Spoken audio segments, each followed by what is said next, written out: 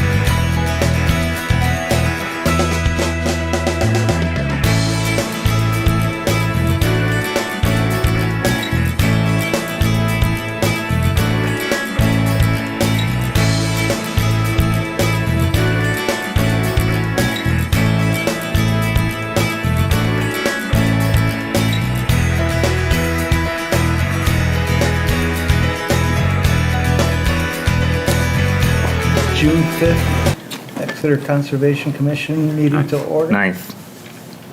Oh, what's, date of the memorandum, sorry.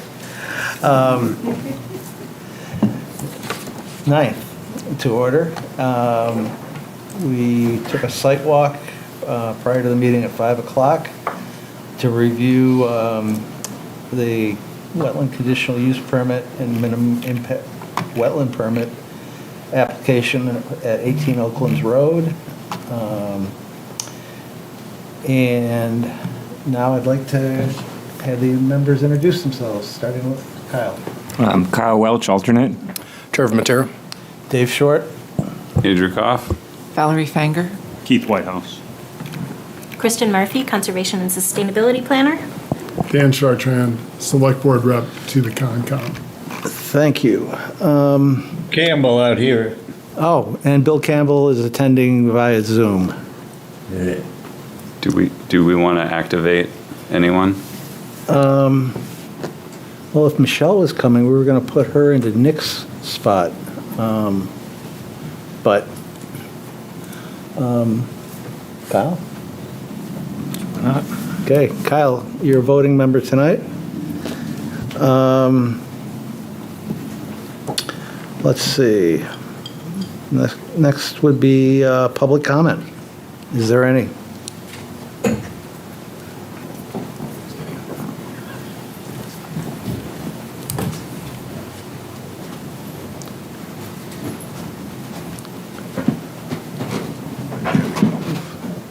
Good evening. I'm just here to introduce myself. My name is Paul Cohen. I'm the town manager here in town of Exeter, and I've just started my third week, and I'm just sort of taking the opportunity to introduce myself in person and then take a little bit of time to just take in the meeting. And I know you're in capable hands, certainly with Kristen and Dan here, but if there's any assistance that I can provide the commission, going forward, please don't hesitate to reach out to me. And I just want to say I appreciate your volunteerism and what you do for the community. And again, please come see me if I can ever be of assistance in the times ahead. So Thank you. Good to meet you. Yeah, thanks, Paul. Yeah, thank you for coming. All right. Our first item is a wetland conditional use permit from a public service company of New Hampshire doing business as Eversource Energy for structure replacement along the existing A126 115 kilovolt transmission line. And I see we've got some representatives from VHB here to give us a brief presentation.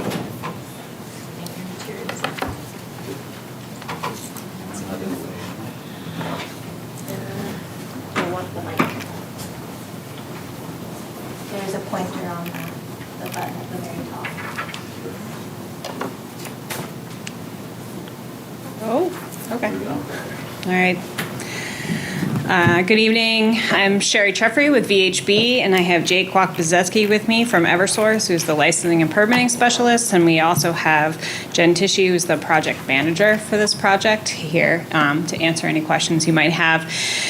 Eversource intends to conduct a structure replacement project in the town of Exeter for the 115 kV A126 project within the existing right-of-way in two locations in Exeter. The first is near, wrong one. The first is right near Route 101, right here, and then between Route 101 and Route 27, Epping Road, and the other one is located right here off of Watson Road. There are 3 structure replacements at the first location and 3 structure replacements at the second location. VHB conducted a wetland delineation during the 2025 growing season and a vernal pool survey this spring. Looking at, let's see, map sheet 1 of 2. The structures to be removed are indicated in gray, here, here, here, and here. There are 4 existing wood structures that are going to get replaced with 3 weathered steel structures, which are indicated with the red dots and numbers. So we're taking 4 down and putting 3 back. Eversource worked with New Hampshire DOT to gain access from Route 101 and then be able to move that structure 199 out of the New Hampshire DOT right-of-way. And to do that, it's slightly taller and moved back about 130 feet, but will be out of the New Hampshire DOT right-of-way. We'll also be taking that structure 198 out of the very poorly drained buffer. That's right there, adjacent to that wetland. If I can just jump in with an additional note on that one, is you'll see that structure 177 on the adjacent line has already been, thank you. Structure 177 on the adjacent line had been, There you go, talking can to everybody hear me okay? Yeah. Had been replaced already, so we'll be replacing structure 199 of a similar configuration and material of that adjacent 177. And this will complete the wood to steel replacement work adjacent to Route 101. So last phase of structure replacement work in this area, so good news there. Excellent. So as indicated here, these gray boxes are upland work pads that'll be consistent of gravel. So there are smaller work pads for the structure replacement projects and then 100 by 100 foot work pads for the replacement for the proposed structure 199. In the wetland area here and across the street here, we'll be using timber matting to create those 100 by 100 foot work pads. There's an existing access road here. We'll be installing erosion controls along the side here and then bringing those timber mats in to conduct the work and on both sides here. So slight change in the location, just ahead and back online in order to replace those structures while they are energized. For the next work location off of Watson Road, accessing from the parking lot right here, utilizing the existing route trail that is here, replacing those 3 wooden structures with 3 new steel structures in roughly the same location. And both 175 and 173 will require a combination of that upland gravel work pad as well as some of the timber matting for impacts within those wetland areas. In addition, in this location, we have both very poorly drained soils, prime wetland. We have vernal pools both in this location and this location. So we are impacting vernal pool buffer, prime wetland buffer, as well as very poorly drained buffer. And then on the previous plan, I didn't mention, but similarly, this is a prime wetland in Exeter, very poorly drained soils up through about half the work pad, very poorly drained soils over here. This is the Little River and then floodplain area. And then we have Bloody Brook on the other side over here.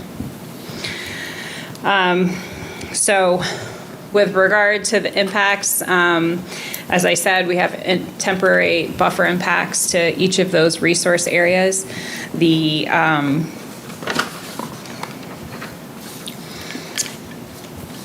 permits that we are required for the state, we've filed an alteration of terrain permit with New Hampshire DES, and we have filed statutory permit by notifications with the Wetlands Bureau for this work. Those both permits are under review currently with DES.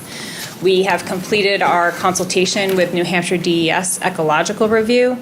We received our recommendations from them with regard to time of year restrictions, and in addition where we have to do active work in the active season for rare, threatened, endangered snakes and turtles. We will be having a qualified wildlife biologist on site for when we have to put mats in. So they want us to put the mats, timber mats in before the inactive season, so we're not putting the mats on top of any hibernating turtles that might be within the wetland areas.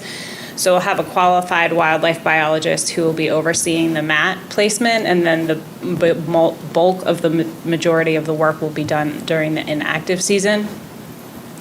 We have some restrictions with regard to New Hampshire DOT in terms of performing that work, given the need to access it off of Route 101. So that work they've allowed us to do with a qualified wildlife biologist outside of the inactive season and the active season to meet requirements for the DES.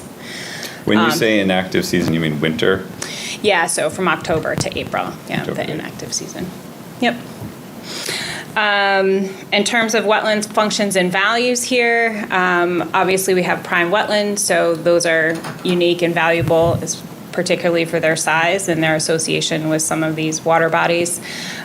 These wetlands provide groundwater recharge, discharge, flood flow alteration, sediment erosion controls, sediment stabilization in association with the water courses they're associated with, and then nutrient removal and sediment toxicant pathogen retention. Pretty common with regard to other wetlands within a utility corridor and low-lying areas. Obviously unique with some of these vernal pools and prime wetland areas, providing unique wildlife habitat opportunities for species within the right-of-way. The construction, as I said, is planned for October this fall, starting with putting the matting in and then conducting the work over the winter. During the construction phase, we'll have an environmental monitor who will be doing weekly construction monitoring to ensure compliance with environmental permits. Contractors will be trained on the rare species by that environmental monitor, and then when the qualified wildlife biologist has to be on site, they'll be on site for all activities to make sure that they're sweeping in front of the equipment and making sure that mats are placed appropriately. Following those weekly inspections, we'll be providing construction inspection reports to the project team and the contractor, noting any areas that need maintenance that to be addressed. Following construction, the gravel pads will be reduced in size to 30 by 60 to maintain the access, and though that will be accomplished by spreading loam that's been stockpiled when they created the pads and then seeded and mulched appropriately. We do have a requirement that any access road that we leave in place, DES, as part of the permit, has asked that we top dress it in a way that would not be attractive to any nesting turtles. So that is also part of our requirement. And in this area, I think Jay can speak to a little bit more, but we're aware of the trail and the access there. So Eversource is committed to restoring that to its original pre-existing condition as more of a trail than leaving it as an access road. So that's all I have for my presentation. Happy to take any questions that you might have. So what's your permanent wetland impact? Wetland and wetland buffer? So for permanent impact, we just calculated it with regard to the actual structure itself. So that's 20 square feet of permanent impact. And then the rest of it is just temporary impact with regard to the matting, and then that will be restored afterwards.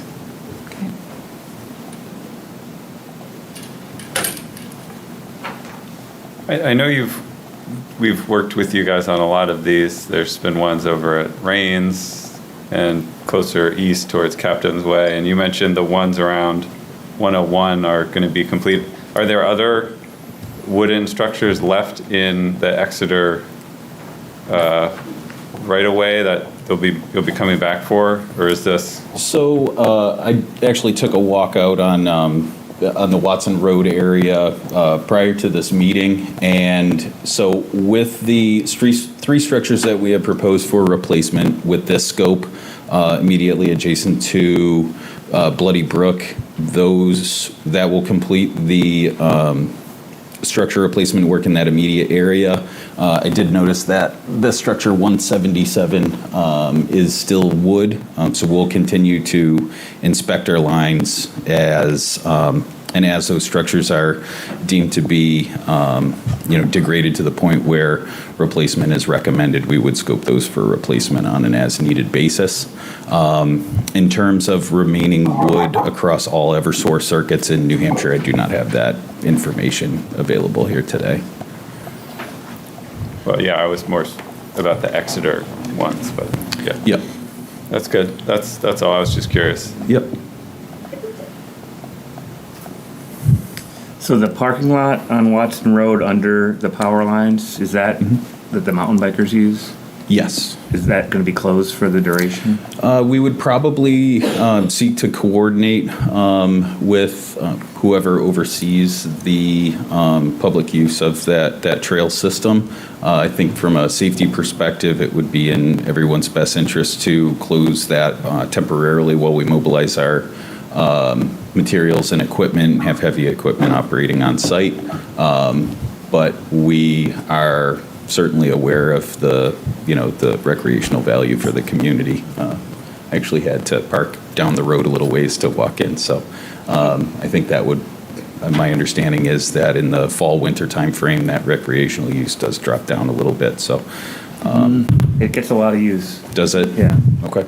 So like, it's definitely going to need signage to.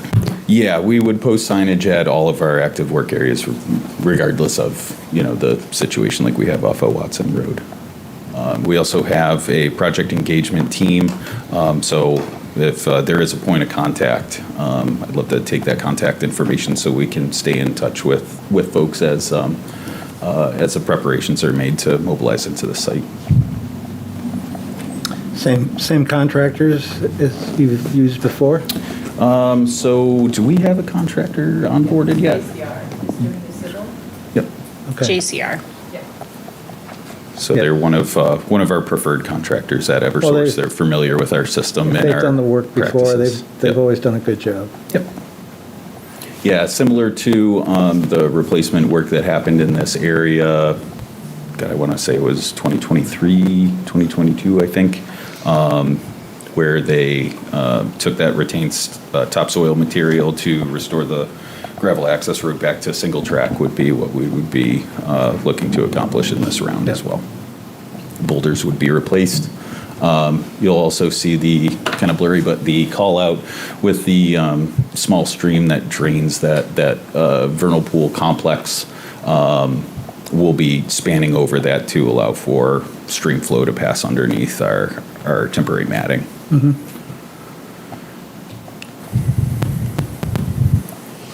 Dave, Bill? can you hear? Can you hear me? Yes. I just wondered, you mentioned that there were, you did a weekly report on what you're doing. Do we get a report, say monthly or towards the end to let you know, to let us know if there's been any changes or any unusual things that you've encountered or that you're done?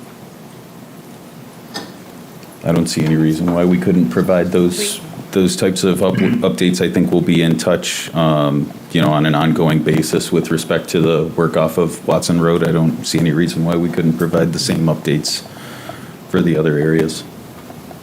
Thank you. It doesn't have to be extensive, just a comment every once in a while. Yeah. That you found a tiger out there or something like that. Hopefully we don't find a Thank tiger, you. but yeah, we can provide those updates, provide a kind of a status update and kind of a Good. forecast of what we're doing. I think is something that we can accomplish. Good. Yeah, and as far as who to contact, I mean, we are the group that oversees the town forest and the trails. So Okay. I guess Kristen is our best administrative point of contact. Is that the case? Yeah, Yeah. I'm happy to share any updates and potential closures with the board so that we Good. can be sure it's properly signed and people are aware and we get word out in advance. So if you just want That works Well, for I us. can work again with whoever is your lead person for that. I've done that a couple times already. Yeah, so I believe previously you worked with our colleague Caitlin Griffin. Yes. So within her, she's actually moved on and taken a different role, but we're working with a project engagement representative that's in that group. Ryan Bonfield. Ryan Bonfield is his name, so. I believe that outreach has already been preliminary conducted to abutting property owners, so that way there's, awareness of the forthcoming project. Okay. And then we could coordinate with Four Rock Riders, and they could kind of get between us and them, get the word out about. Well, we've had to do a detour or two before. I'm not sure if this one will require that or not. But if it does, we can figure it out. You know. Would it be beneficial to meet with you folks on site to kind of walk through the access path and determine if a detour is safe and feasible? We can kind of coordinate that up front, save some scrambling once we have crews that are ready to move in. Would probably make sense on our end.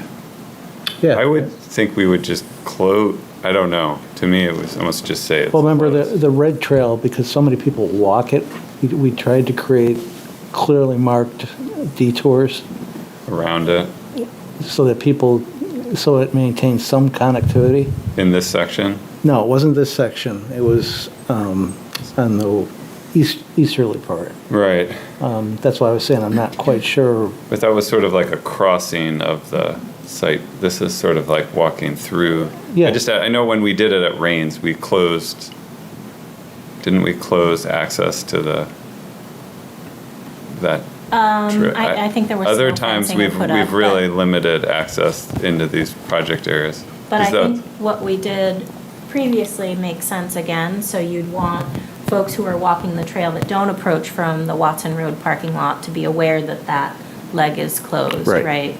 So you'd want signage on the interior of the Yeah. red loop. We would send them And a then Right. different way. Send them a I different way. suspect you'd Yeah. want that entire segment from Watson Road down to the loop to be closed.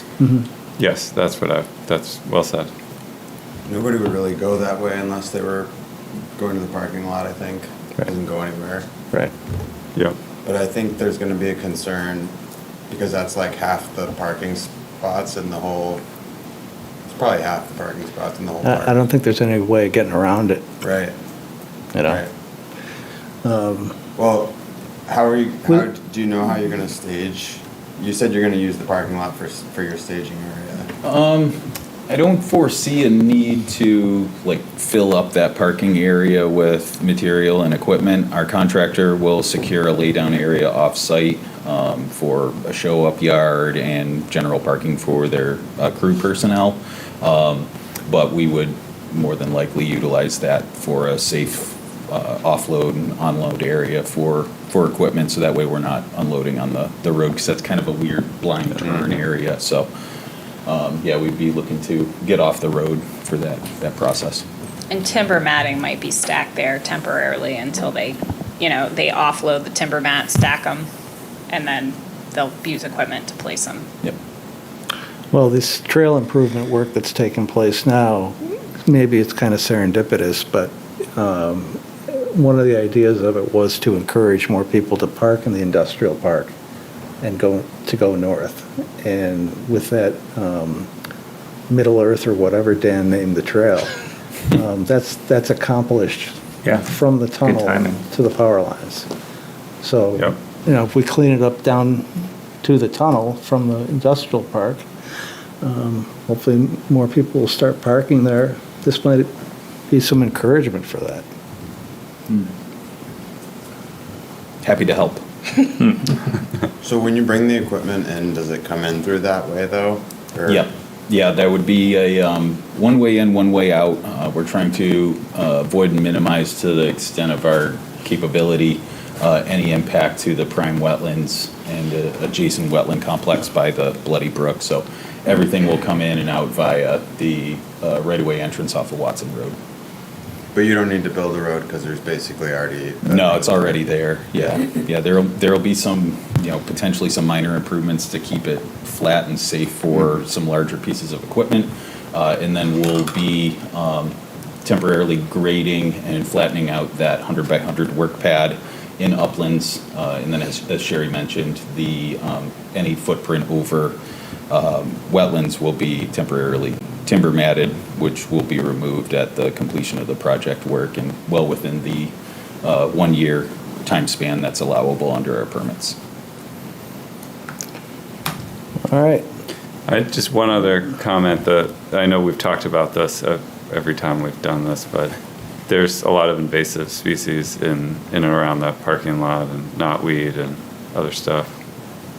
So I know there is usually an invasive species management plan associated with this work that you guys maintain, but I just want to encourage that the contractors, as there's all this equipment going in and through there Yep. and going elsewhere, that is top of mind if and when they're encountering that.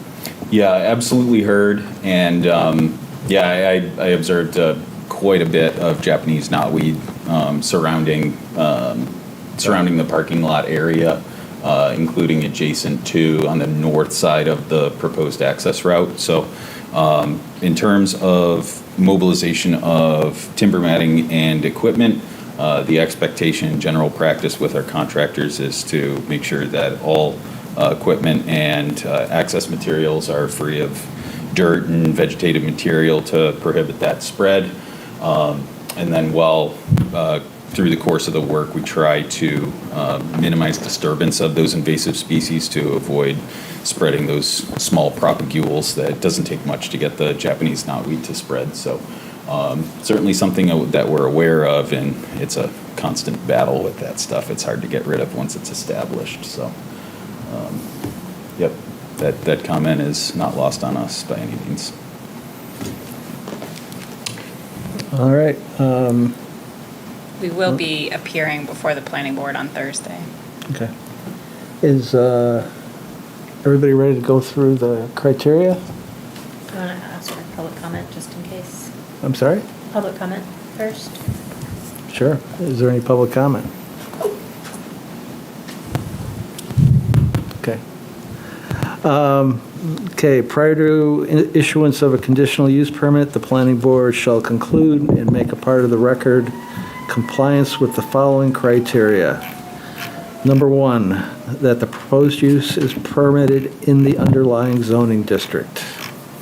Does anybody dispute that?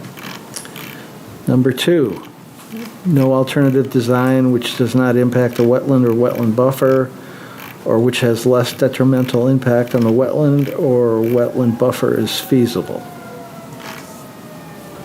Agreed? A wetland scientist has provided an impact evaluation that includes the functions and values of the wetlands, an assessment of the potential project-related impacts, and concluded to the extent feasible, the proposed impact is not detrimental to the value and function of the wetlands or the greater hydrologic system. And I believe that's in the package, isn't it? Yes. The design and construction and maintenance of the proposed use will, to the extent feasible, minimize detrimental impact on the wetland or wetland buffer. Number 5, that the proposed use will not create a hazard to individual or public health, safety, and welfare due to the loss of wetland, the contamination of groundwater, or other reasons. Number 6, the applicant may propose an increase in wetland buffers elsewhere on the site that surround a wetland of equal or greater size and of equal or greater functional value than the impacted wetland. And that one's not really applicable. Number 7, In cases where the proposed use is temporary or where construction activity disturbs areas adjacent to the immediate use, the applicant has included a restoration proposal revegetating any disturbed area within the buffer with the goal to restore the site as nearly as possible to its original grade and condition following construction. And that also is in the package. Number 8, that all required permits shall be obtained from the New Hampshire Department of Environmental Services, Water Supply, and Pollution Control, and the United States Army Corps of Engineers. And you've already stated you're going to be working on those. So, let's see. I will make a motion that we have reviewed the conditional use permit application for this project and are in support of the application as proposed. We have a second. Second. Is there any further discussion on these? I might suggest that in the parking lot area, we cut the Japanese knotweed before it flowers in August. It's been my experience that that does stop the spread, less likely to get the seeds on any of the equipment or the timbers. That stuff's a nightmare. I could get some lads to do that, I think. Lads? That's right. Okay. Do you want to put a condition into something related to it? Planning board? No. That's Just just for suggest us. that that's something we look We at. do. Yeah. All right. All those in favor? Aye. Opposed? Passes unanimously. Thank you. Thank you. All right. Next up, we have a conceptual project review for Dade Auto Holdings Realty Trust, tax map Lot 51-1, 3, 4, and 3, for the construction of a commercial auto dealership and an associated retaining wall. Applicant has received a major impact wetland permit for this project. Permit number 2024-02144. And there is a representative from Altus Engineering here, I believe. Yes, both myself from Stony Ridge Environmental and Corey Belden from Altus. Oh, yeah, go ahead. Which one?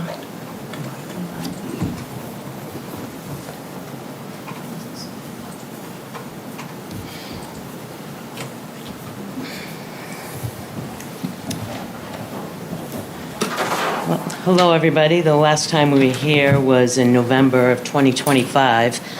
At that time, we had a permit in for a major impact application with the DES Wetlands Bureau.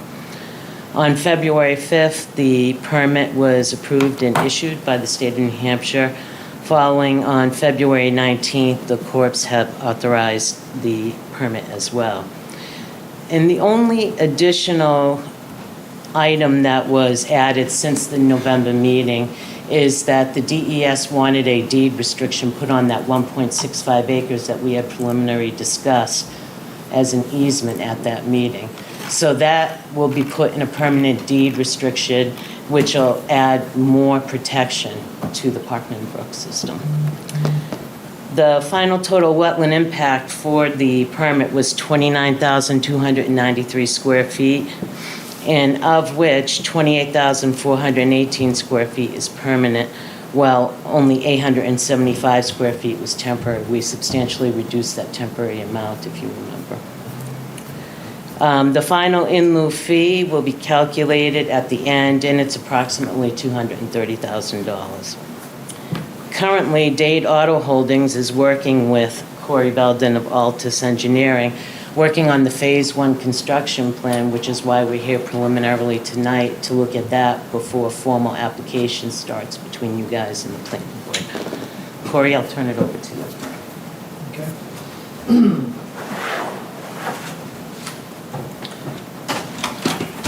Thank you, Cindy. So Corey Belden with Altus Engineering, and I think probably everybody here is familiar with this project.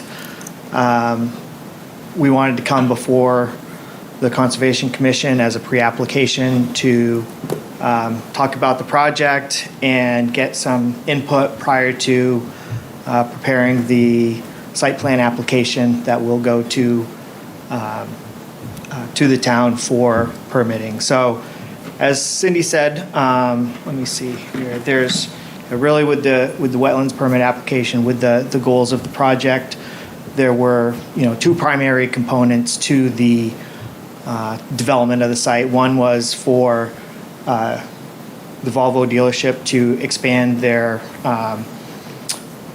storage area for their inventory. So that was one, and then the second one was the additional dealership building on site in this project, in this area over here.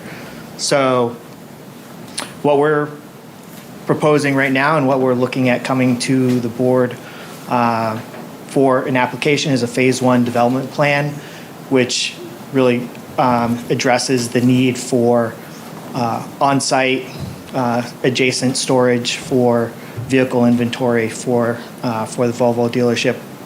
That would be this area, primarily this area in here. Again, these are not final plans, but we're in the process of permit, of doing the design. We have this back here was the where the retaining wall, the large retaining wall, was going to be located.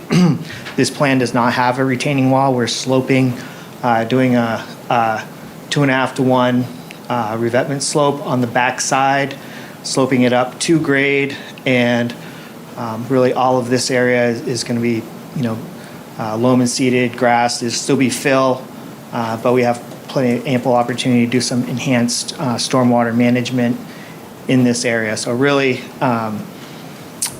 this project is, again, the first phase of development. Anything after this will be coming back to Conservation Commission again, coming back to site plan review, and we'll have another, another review process for anything additional.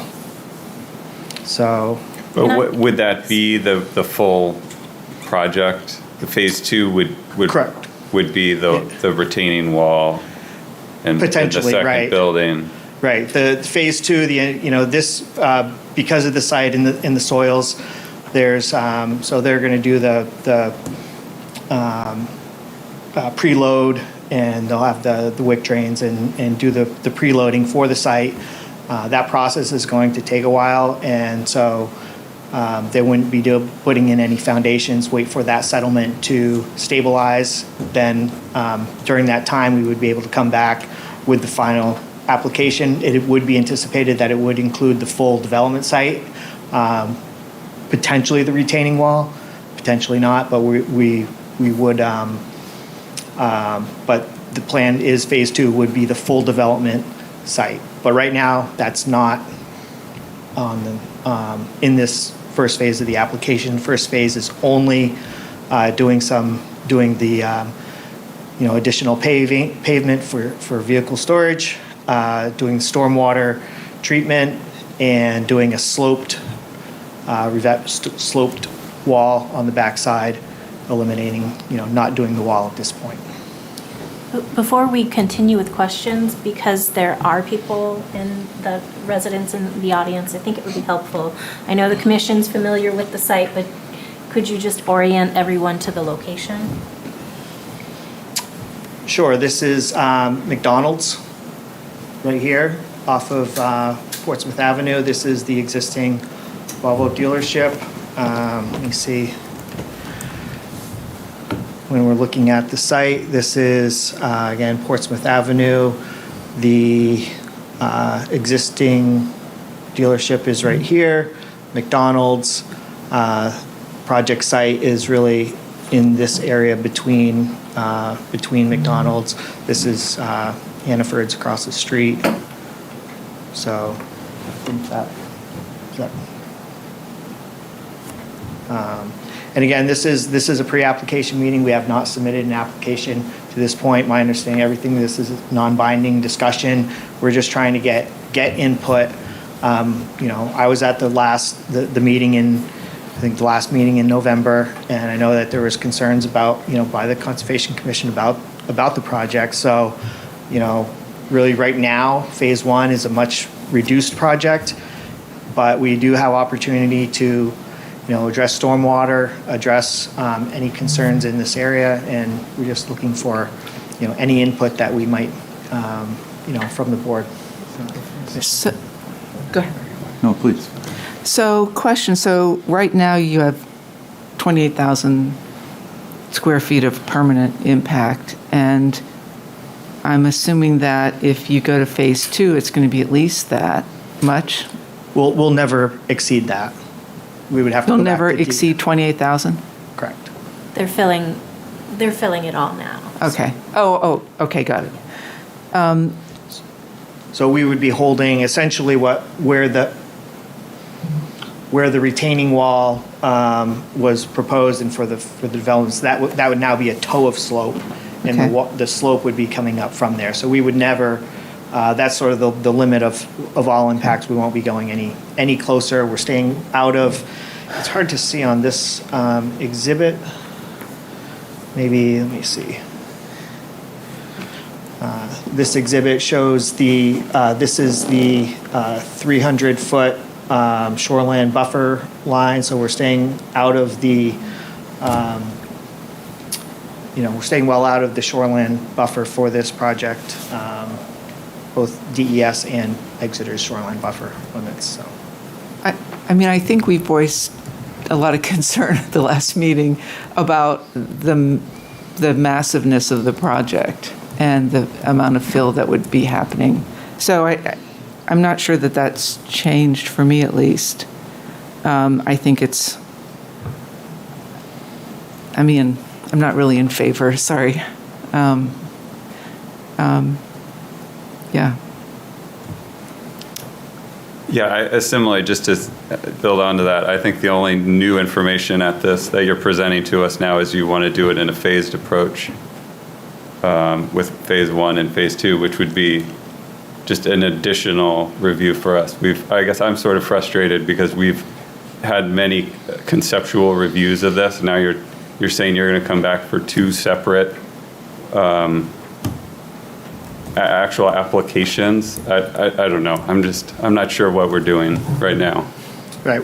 Currently, we're applying for one application. Phase two is a future phase, but right now we're looking at phase one, which would be to do the project as shown.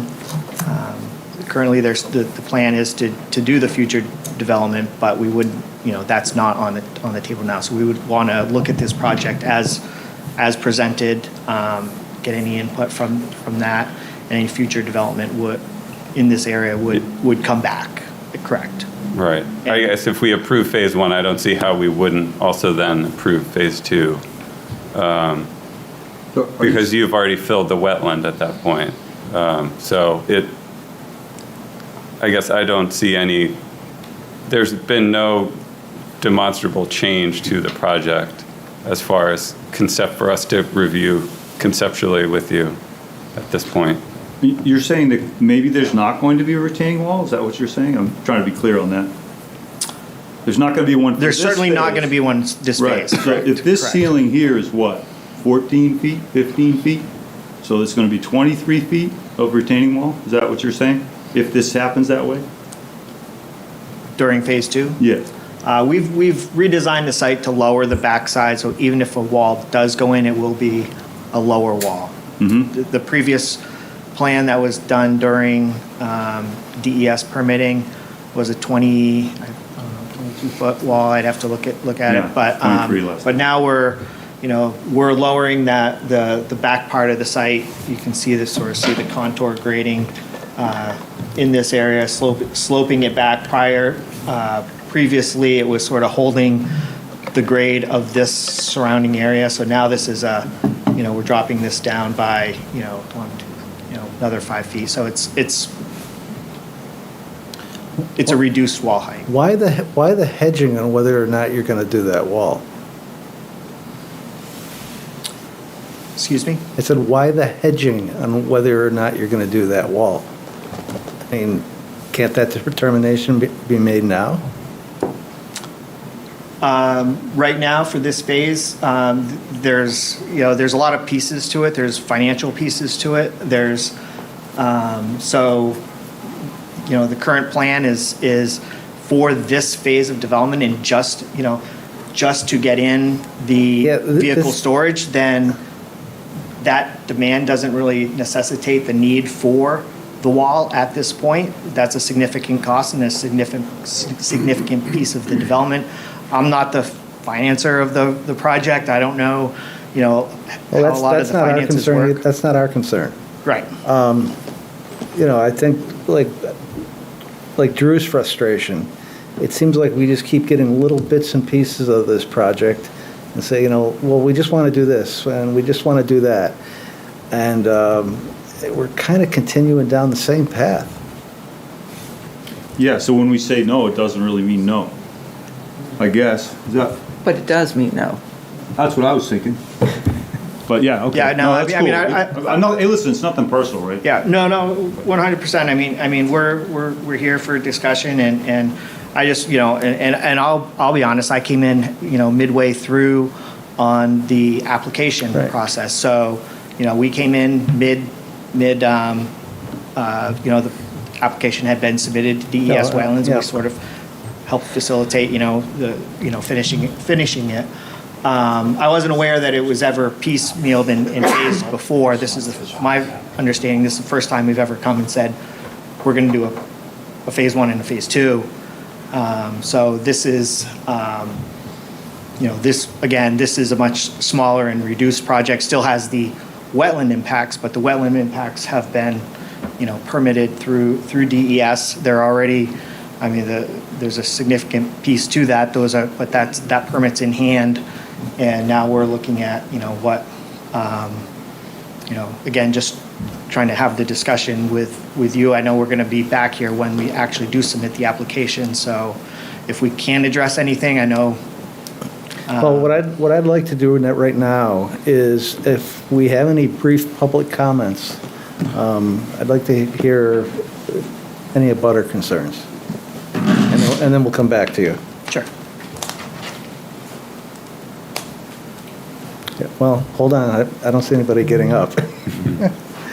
All right. I guess they've heard what they have to hear. Anybody else have questions for them?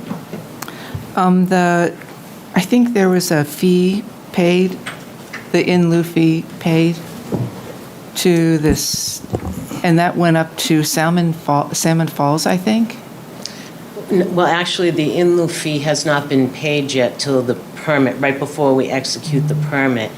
And that's paid to the state of New Hampshire, who then determines what they're going to do with that fee. Because it's not even going into our area. No. No, it is. It goes, the yeah. Piscataqua Salmon Falls watershed. Oh, okay. Yeah. It stays in the watershed, but Okay, but the kind of up priority north. the priority now is to pay in lieu fee payment as opposed to trying to, like in the past, number of years ago, it was the priority was to try to find projects within the community where those impacts were happening, and that's no longer the case. Now it's the priority is to pay into the state's in lieu fee.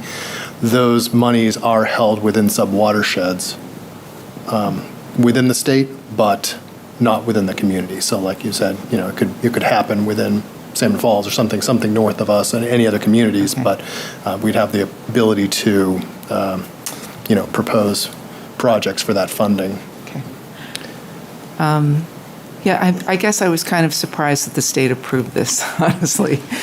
Because we did have a lot of concerns about it, and I think still do.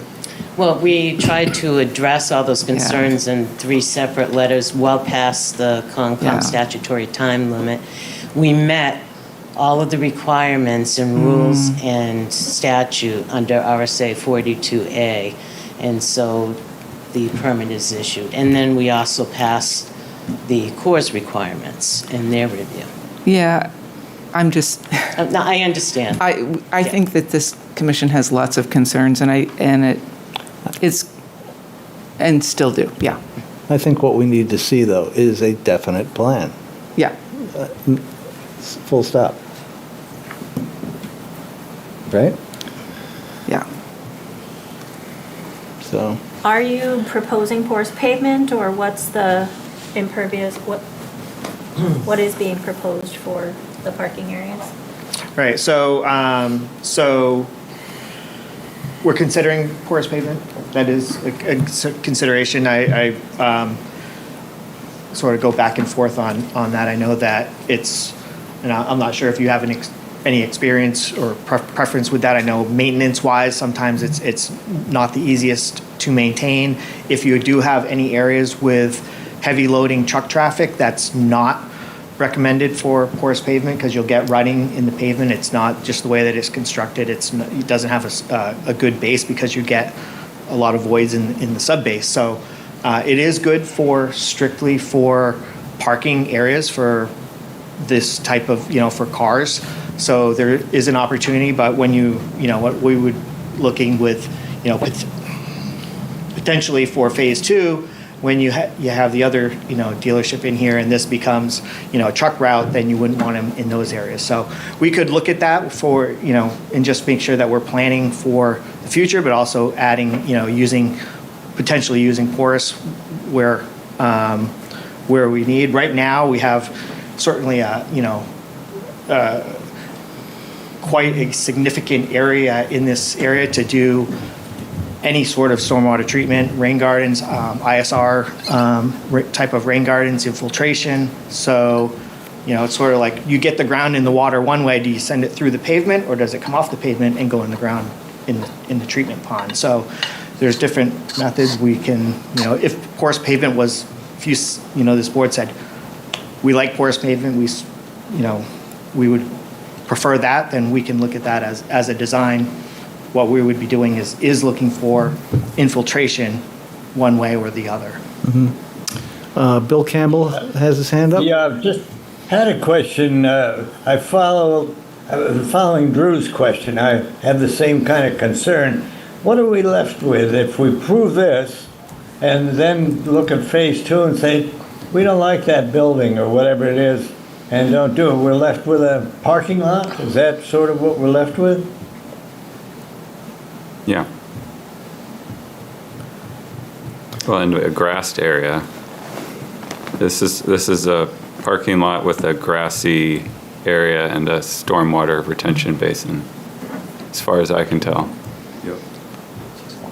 So this plan here is what was submitted with the DES application. This is the So build that's out. what's This is the build out, phase 2, complete build out.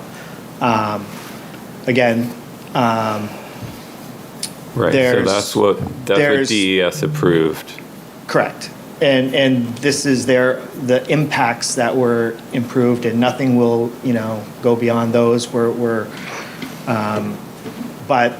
DES, even with, wetlands permit applications, as far as the site design, if things move around, things change, that's typically not an issue if, parking and the building size. Right. So there is some, potential changes. We don't have the building design right now, so. But isn't what was approved for you by DES? Go back to that. It shows the wall. Exactly, yes. DES approved that. Yeah. Okay.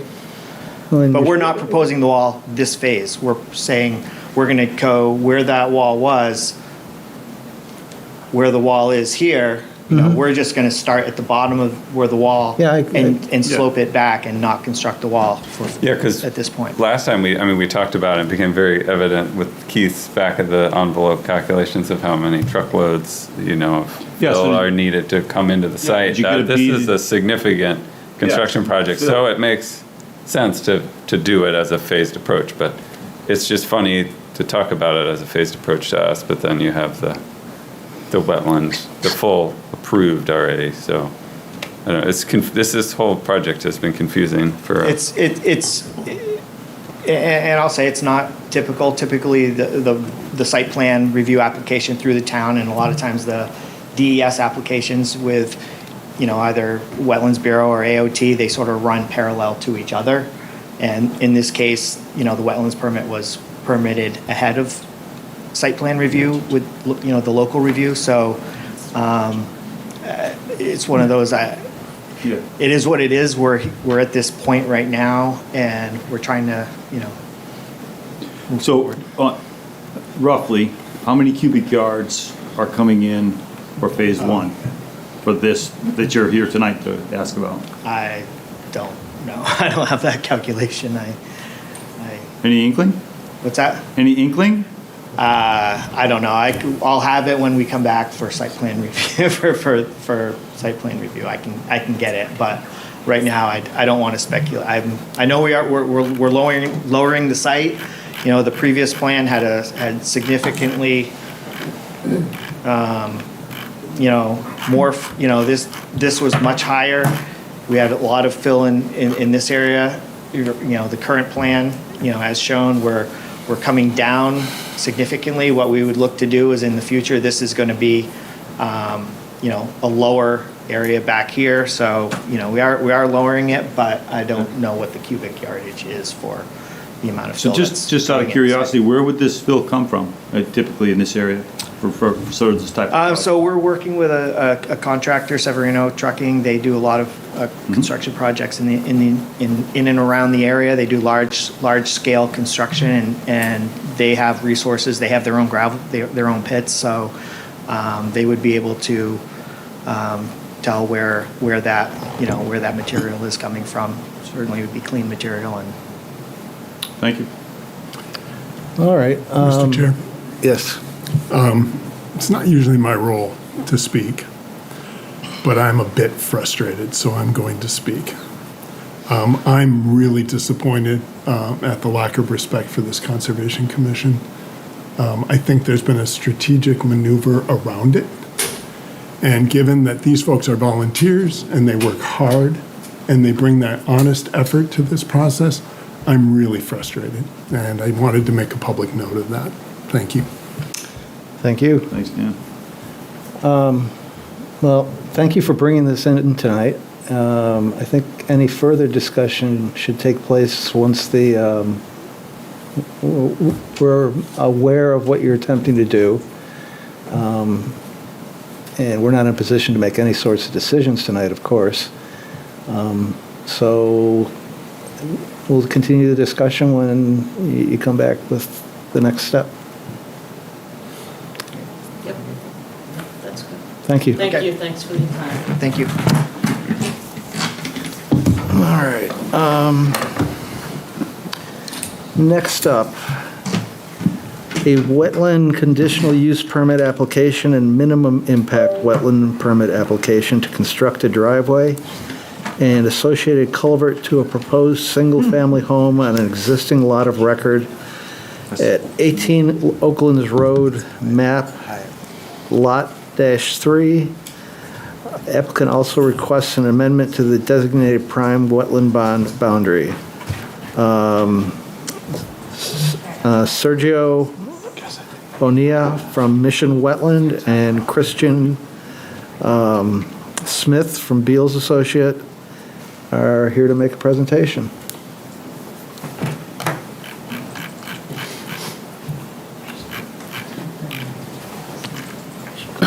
Called him Christian Beals.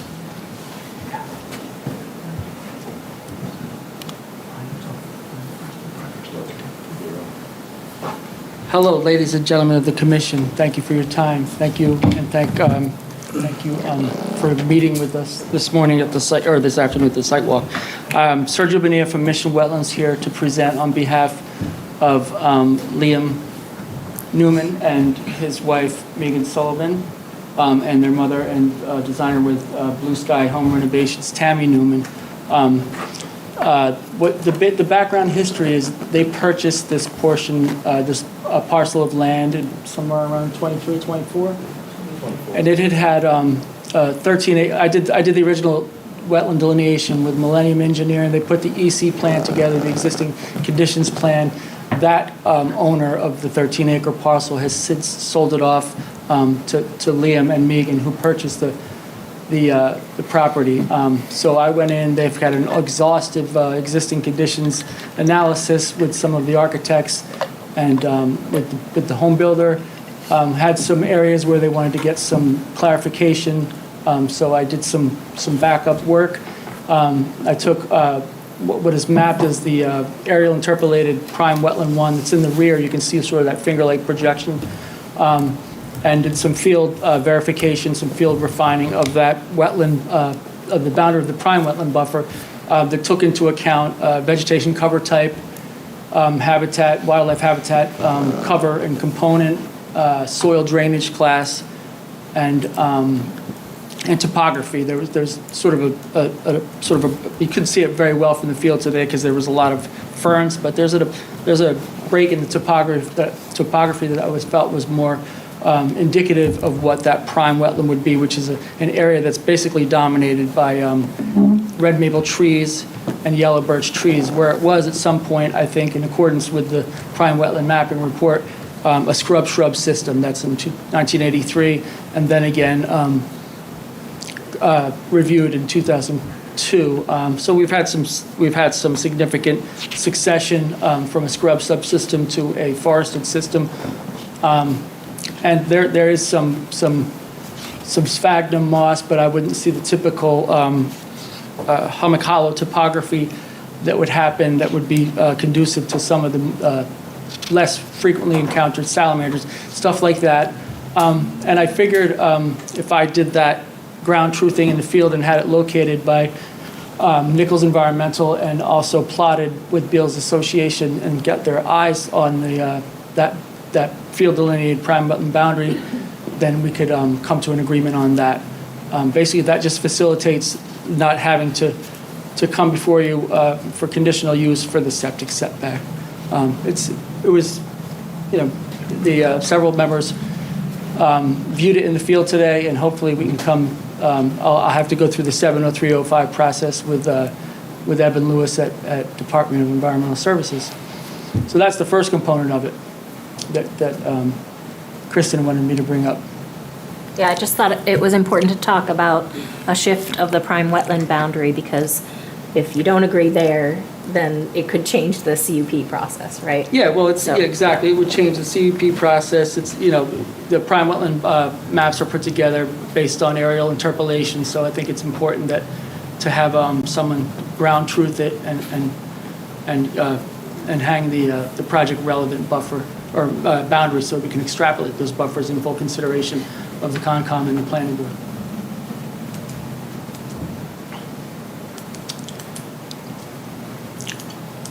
And that decision is made at the state level, correct? Yeah.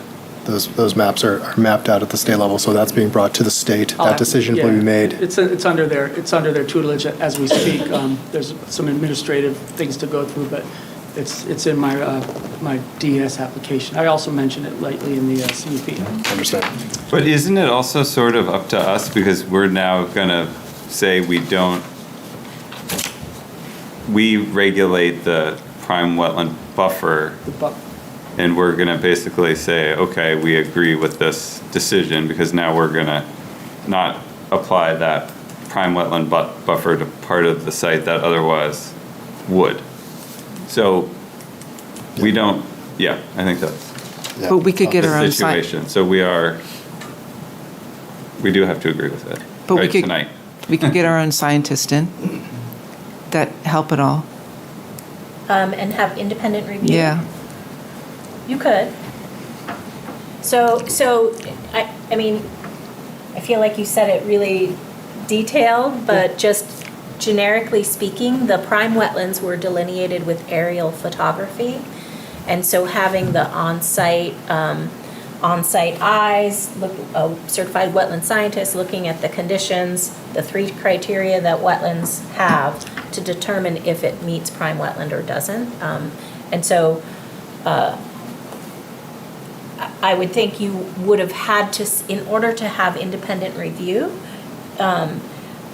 you should have a reasoning to do so. Either you saw some conditions that you disagreed with, or, Okay. I don't think it should just be done. just because. Do you know what I mean? Please have I do. justification. Okay. Is it something we Yeah. could bring up with Mark because he did the original report? Yeah. Or the report based on the aerial interpolation, yeah.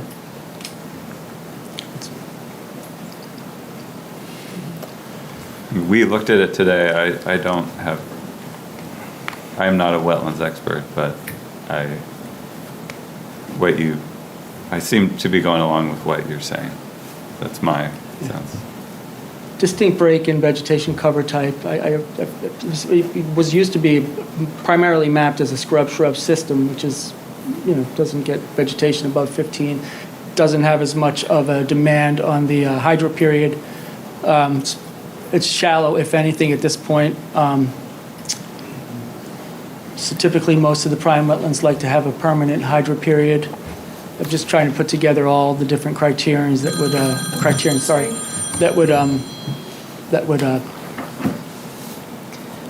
classify it as a prime wetland. And then how much, I guess the other part of it is how much does this really matter? I mean, because we can argue over the boundary, but what is the impact area We might have to do within some- that boundary? Because we're really looking at what are the impacts. You have the other sheet? And this sheet doesn't show the house in the driveway and the other We have to use the development. mouse to switch Yeah. sheets, Kristen? Yeah. Oh, so this is, Yeah.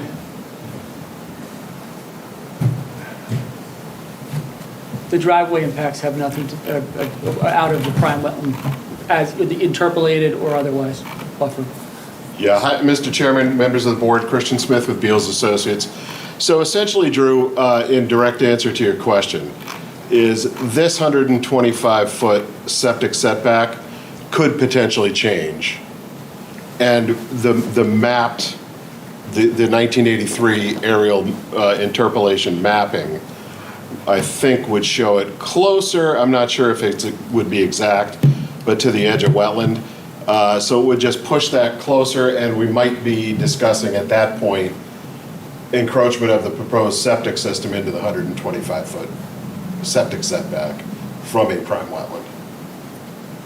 I think that would be the issue, is that if that particular Because you don't have, remodification or field verification of the prime wetland boundary were to change. so right now, there's no wetland buffer impact to that because the prime wetland is further back. It doesn't encompass. It doesn't. It doesn't encapsulate, I'm sorry, it But- doesn't encapsulate the hemlock, The hemlock. maple pine, that was typically That we the saw. whole site that we see. Right. Otherwise, uplands were pretty much Appalachian oaks with some pine, but you can see, that's what I was trying to point out in the field, the cover type, the vegetation cover type going from hemlock, pine, maple, to yellow birch, red maple, primarily in that finger in the field. But there is some, I thought there was some permanent impact in the wetland and the buffer of this project. Up, further towards Oakland's Road, just to access the site. That's in the rear, the prime wetlands in the rear, of the far rear portion Okay. of the site, where you see this. Right. I'm sorry, Because it's still like, You see the leach field right here, prime wetland here, yeah, 100-foot no disturb, and no cut, and 125-foot for septic.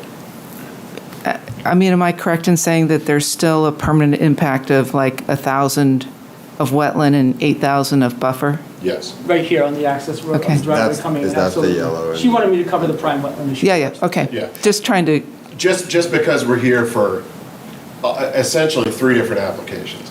We've got the conditional use permit that we need from you folks, a recommendation from you folks to go to the planning board.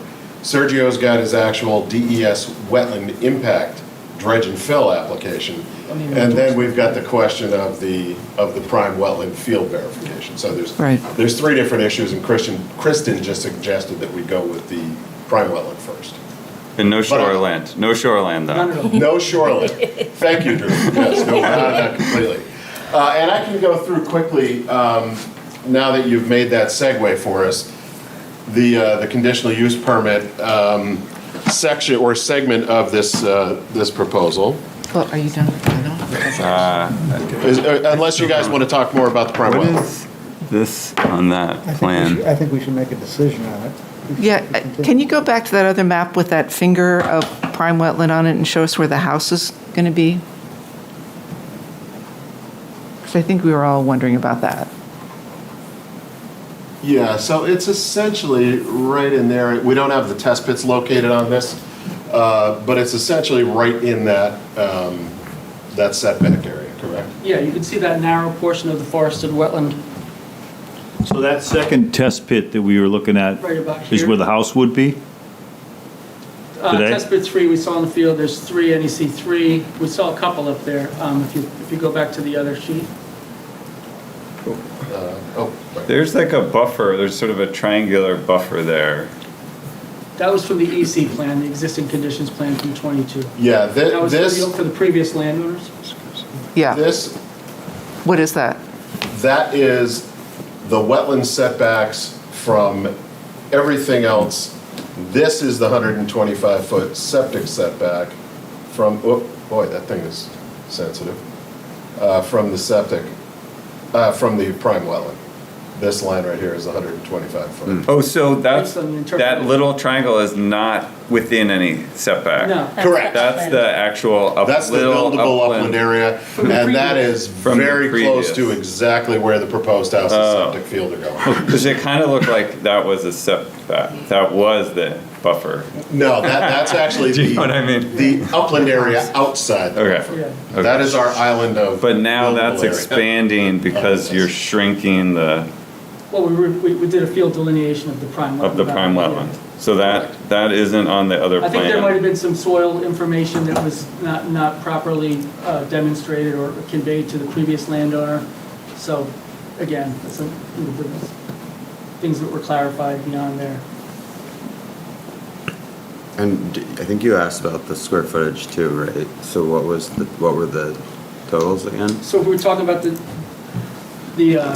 wetland impacts, there's about 615 for the actual wetland crossing, the driveway crossing, and another 535 or so. to access- 546 yeah, actually. To access that 30-foot strip for access. Yeah, and I can get back to that sheet and show you that pretty quickly because we had it colored up. Those are the red ones. Yep, the red impact area, so this is the 546 actual permanent impact. That would be the 615 for that crossing at the narrowest area to get to that buildable upland. And what you see in yellow is the impact to the buffer. And we had some very small numbers in there for temporary impacts. That is exclusively for installation of the erosion controls during construction. That'll be taken out and restored. Did that answer your question, sir? I think so. So for the buffer impacts, for buffers, can you make a replacement, or is that only for the wetland itself? Like, yeah, so, and Can you he increase has. the buffer elsewhere, or like? You can, yep. Yeah, and when They we go have through that proposed- piece of the conditional use permit request, Sergio does have a number of implantings within the existing buffer. It's not actually creating a larger buffer, but it's just enhancement of the existing buffer outside of where the impact areas are, which we can go through in more detail when we get there. But I know that, Chairman, you wanted to Well, I think. kind of get through the prime first. Yeah, I think we should address that. Okay. I mean, it'd be nice to see some of that prime wetland conserved in perpetuity. It is, absolutely. By deed?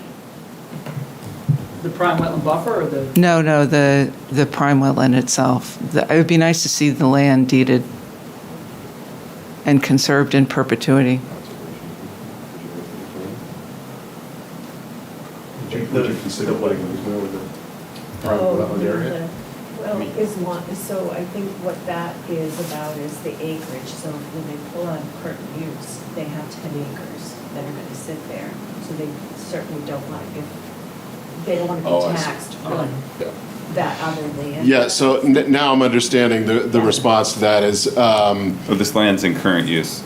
well, there will be obviously 2 acres taken out, and then there will be 10 plus, because it's a 13 plus acre parcel, so probably 11 or so acres of current use, which will encompass basically that entire prime wetland, which effectively protects it. I mean, because you have to keep that natural. when it's in current use. It's not a conservation easement per se. Yeah, but you could take it out of current use. You could potentially take it out of current use, but I don't know why anybody would go back there to try and do additional development. Well, I mean, it would just be to protect it for the future. It's just something that I wanted to throw Yeah, out and there. I mean, I guess that, the owners can certainly look into that. Is that doable and maintain, in other words, they couldn't cut that off and here's a piece of conservation land that would be owned by somebody else. Okay. But if they're going to have current use land over which they have a conservation easement and it doesn't monkey with their ability to have current use land, they seem to be okay by that, like a deed restriction or something of that What nature. I'd like to say about it as well is that is conservation land, is that considered public land? No. So there's not hunting on that or? No, I wouldn't think Public, that I would think be. it's just the privacy factor of having the 13 acres. So there's a number of ways that you could restrict development from the rest of the property, Okay. right? There's some that's just a deed restriction, so you record it, it's something in the registry, so future applications would not be approved Sure. because it was restricted. There's actually physically deeding it to another entity like the Conservation Commission or Southeast Land Trust through an easement where it retains private land underneath and the development rights are held by someone else. Or you could subdivide it and get rid of the conservation land, deed it to another entity. So there's kind of like a whole spectrum of approaches there. There's nothing, if it's something that you would consider, I would think it would still meet, Valerie, your intent by deed restricting a portion of the Right, yeah, back. because there's no intention to develop that land in any way, shape, or form. In terms of, even clearing the land, all of that, so. We just always like to have it in writing if possible, as you can I understand. Yeah. No, that's totally fine. I think our main concern would be people hunting in our backyard or wouldn't- anything of that sort. I mean, it's pretty obvious we're not going to be putting multiple houses back there or anything. We're just looking to have a single-family home back there and have privacy. And I grew up in the area and definitely not looking to impact the wetlands more than I think we're doing, and not trying to discredit that at all with what's on screen. So. If that doesn't impact the buffers or whatnot, I don't think we have a concern with that piece at all. Well, Kristen, maybe you can answer the hunting thing is a completely separate question, right? Yeah, the only way that you could prevent hunting, so hunting is permitted by right unless you have signs out there, regardless of ownership. Yeah, the property would have to be Some posted. X amount of feet's gotta be Yeah. posted. Right, Yeah. and I think it's just close to the house is the concern. It's not 15. like 13 acres, you don't want anybody touching. Yeah. Yeah. I think it's just the safety, for them and just having their, not having somebody, Yeah. it's not wanting anybody on the property or anything like that. Well, I think it's- hunting's already disallowed within 400 feet of a building, right? I think it's 400. 300, I believe. 300, sorry, Yeah. 300. Yeah, I don't know. But I you was just- in a subdivision. It was Completely right out my separate yard. from the question Yeah. of the conservation line. Correct. Yeah, and I don't even know if hunting is disbarred from that, but you can't discharge a You can't shoot. weapon, so. Yeah, so- You're not going to take down any deer. Yeah. Yeah, Yeah, I mean, you want people, if they want to hike and, that whole area, sure. yeah. So in any event, it sounds like a deed restriction is probably very doable with regard to that. But again, they just want to maintain their ability to have Yeah. their minimum 10 acres into current use. Great. All right. I have another question. We've seen with these types of, whether it's single family or duplex or whatever, but I don't see a landscaping plan here, so we don't expect a landscaping plan necessarily, but over time, the proposed impact doesn't shrink, it grows. So I don't know if there's a proposed lawn area or what, but I guess I also have some concern that, it's pretty flat and open, and we may approve one thing right now, but then what's to stop someone from putting in a giant swing set within the wetland buffer? This happened at a different site. I'm not saying here that this is going to happen at this site, but this happened elsewhere. So I guess I would like to make sure that this is the one bite of the apple and we're not coming back in 4 years from now and saying, oops, we impacted the buffer. Can we modify this conditional use permit for this additional yard area that we put in that butts up further away? Yep, So I I just think want that to makes- just think through that. I think that makes perfect sense, Drew, and I think what we can do is work with the owners and, come up with, here's a limit of clearing, which maintains the 40-foot minimum. Obviously, no structures or septic systems can go within 75 feet of the wetlands that are not prime. And, I guess if it was, if it came down to it, we could do the wetland buffer plaques. Yeah, I was going to mention placards, and Scott kind of estimated about 30,000 square feet, which Right. is pretty light for of disturbance. What's the size of the yard and how much paving is going in? I have not done a pavement calculation on the actual driveway. I could certainly pull that off for you, but just to give you a scope, it's about 300 feet to get out of the right-of-way stuff. So it's like maybe 10,000 square feet or something. Yeah, roughly. It seems like it's a big I agree with you, Valerie, on what you said, but it seems like a big property. It seems like you can make some equal exchanges without too much trouble. Yeah, I would agree.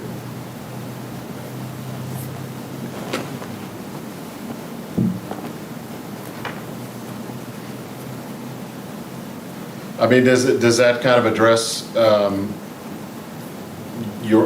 you were hoping to see, Drew, that would protect that from future advancement of clearing and disturbance, et cetera? With Placards or plaques. something like that. Well, the limit of clearing. Yeah, a limit of clearing. That's about as good as you're going to do. Yeah, okay. And we can certainly add that to it before we go to the planning board as well.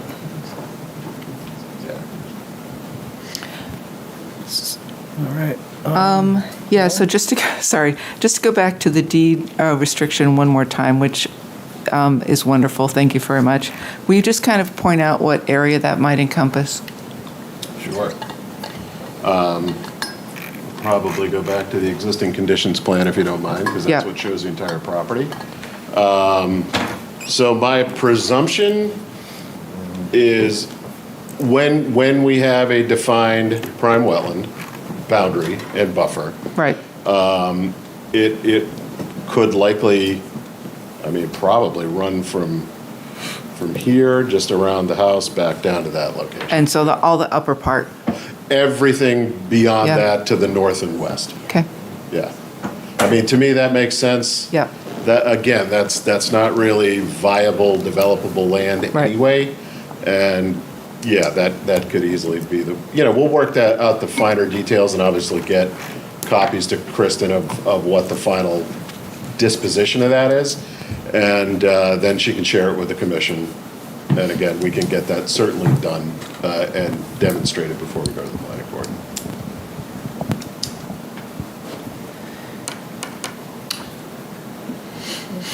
Anyone else? Want to address the prime wetland boundary adjustment first? I'll make a motion. What's that? Public comment on that, just Oh, narrowed is to there that any scope. public comment? What exactly are you asking for public comment on? I'm not sure. My name's Jennifer Dunphy, I'm at 20 Oakland Road. Wait, hang on one sec. So I would recommend that you limit public comment just to the proposal for the wetland scientists' boundary for prime wetland be the part that's adopted. And then please go to the mic.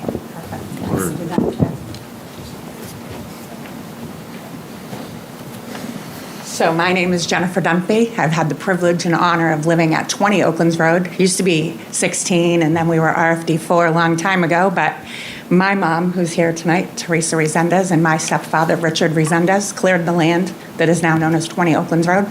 We didn't take a bunch of trees. We did enough to build the house that's out there, the log cabin. I grew up while they cleared the land, and I have some concerns because we're in a drought. Everyone here knows that we've been in a drought for some time. I can assure you that that is wetter, and it would be wetter if we weren't in a drought. When I was a kid, between my house at 20 Oaklands Road, where their driveway is going to go in, and the old Morrow's house, which is now belongs to these lovely people, I used to ice skate with my brothers. So I can tell you that it's wet. We used to be able to ice skate right all the way down pretty much to where they're going to go. There's also another little kind of dig out down back there that used to fill up. We've always, as kids, were allowed to go out there. The former owners allowed us to go out there. We used to go looking for deer sheds, and it would snow, and we would be out there all afternoon on a Saturday, and the pine boughs would bow down with the snow, and we'd go underneath like we're in a little fort. It is wet. It's been in a drought for quite some time, and I think that's part of the reason that it's dry. I am concerned, and I have concerns about the amount of fill that's going to go in. I have a background in the trades. I do mostly commercial construction, so my abutters are always other businesses. But there's an enormous amount of fill that is going to have to go in to get out there. And crossing that, it's going to impact the animals and the wildlife. We currently have a female bear. She has a cub out there. I know that because yesterday she ate all my strawberries. So I'm worried. I'm worried about when you impact all of that water and we're filling it with things, it's going to push it other places. And like I said, I've had the honor and privilege of being out there. There was 5 houses when I grew up out there on Oaklands Road, just in the Exeter side. We've seen a lot of development. We've had a lot of impact. When they built Forest Ridge, it ruined our foundation. I just worry that we're going to be filling in such a great amount, then you're impacting the wildlife that's there. It's going to push the water somewhere else, and that could hinder our properties that are there. So I just want you guys to I've listened to the other people that were speaking earlier tonight. You guys were asking questions about the fill and things that are going to go in there. Again, my background's in commercial construction.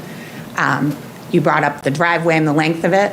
That's an enormous amount of fill that's going to have to go in there, and it is wet. It's just drier right now because it is a drought. I promise you that it's just dry because it's a drought. So I just hope you guys kind of consider that and take into effect what it's going to do to the animals and the wildlife that have been around there since we've experienced such growth out there. The Watson Road projects, the Forest Ridge projects, we've seen an inundated amount of animals that have been impacted by what has happened there. So I just, we built out there to be in the woods. We don't want to be unneighborly. I understand that they want to build, and we get it. That was our dream too. We did it. I worry about the impact that it's going to have with the enormous amount of fill that's going to go in to be out there. So I just hope you guys kind of take that into consideration.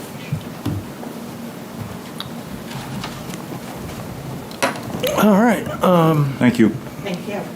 That's part of the reason we took our site walk today, to get a feeling for. Oh, I'm well aware. Yeah. But Yeah, we haven't fully gone through we've been mostly focused on this back wetland area from our conversation so far. But I don't know if we want to talk more. I think we will talk more about the driveway piece, but so far we're focused on the back part. Right. And I'll say that I don't know, I mean, certainly the applicant can respond too, but wetland scientists have to look at the soils and the vegetation, not the meteorological or current drought conditions. It's based on more to try to, because it's a good point, it's dry, so what's a wetland? Well, it has to be based on other factors that aren't just where is there water. I appreciate your comment, and when I do wetland delineation, I do it based on three parameters: hydric soils, hydrology, which is hydrology would give you a good indicator of your hydric soils. You need hydrology for the hydric soils, and it's based on 3 criterion: hydrophytic vegetation or a dominance of wetland-loving plants. And like I said, hydrology by virtue of hydric soils. So that's when I do that. I did this in '22 late, so I've been back and forth to the site several times since that point. I'm a very conscientious wetland delineator. I think it's pretty well known from the site walk today where that upland portion is. So yeah, thank you for your comment. All right, well, we'll come back to that discussion in a little bit. Let's do the prime wetland boundary adjustment.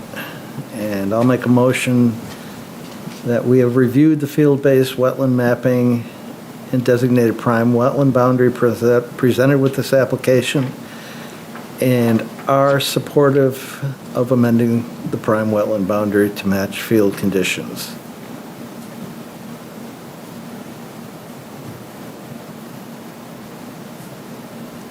Anyway.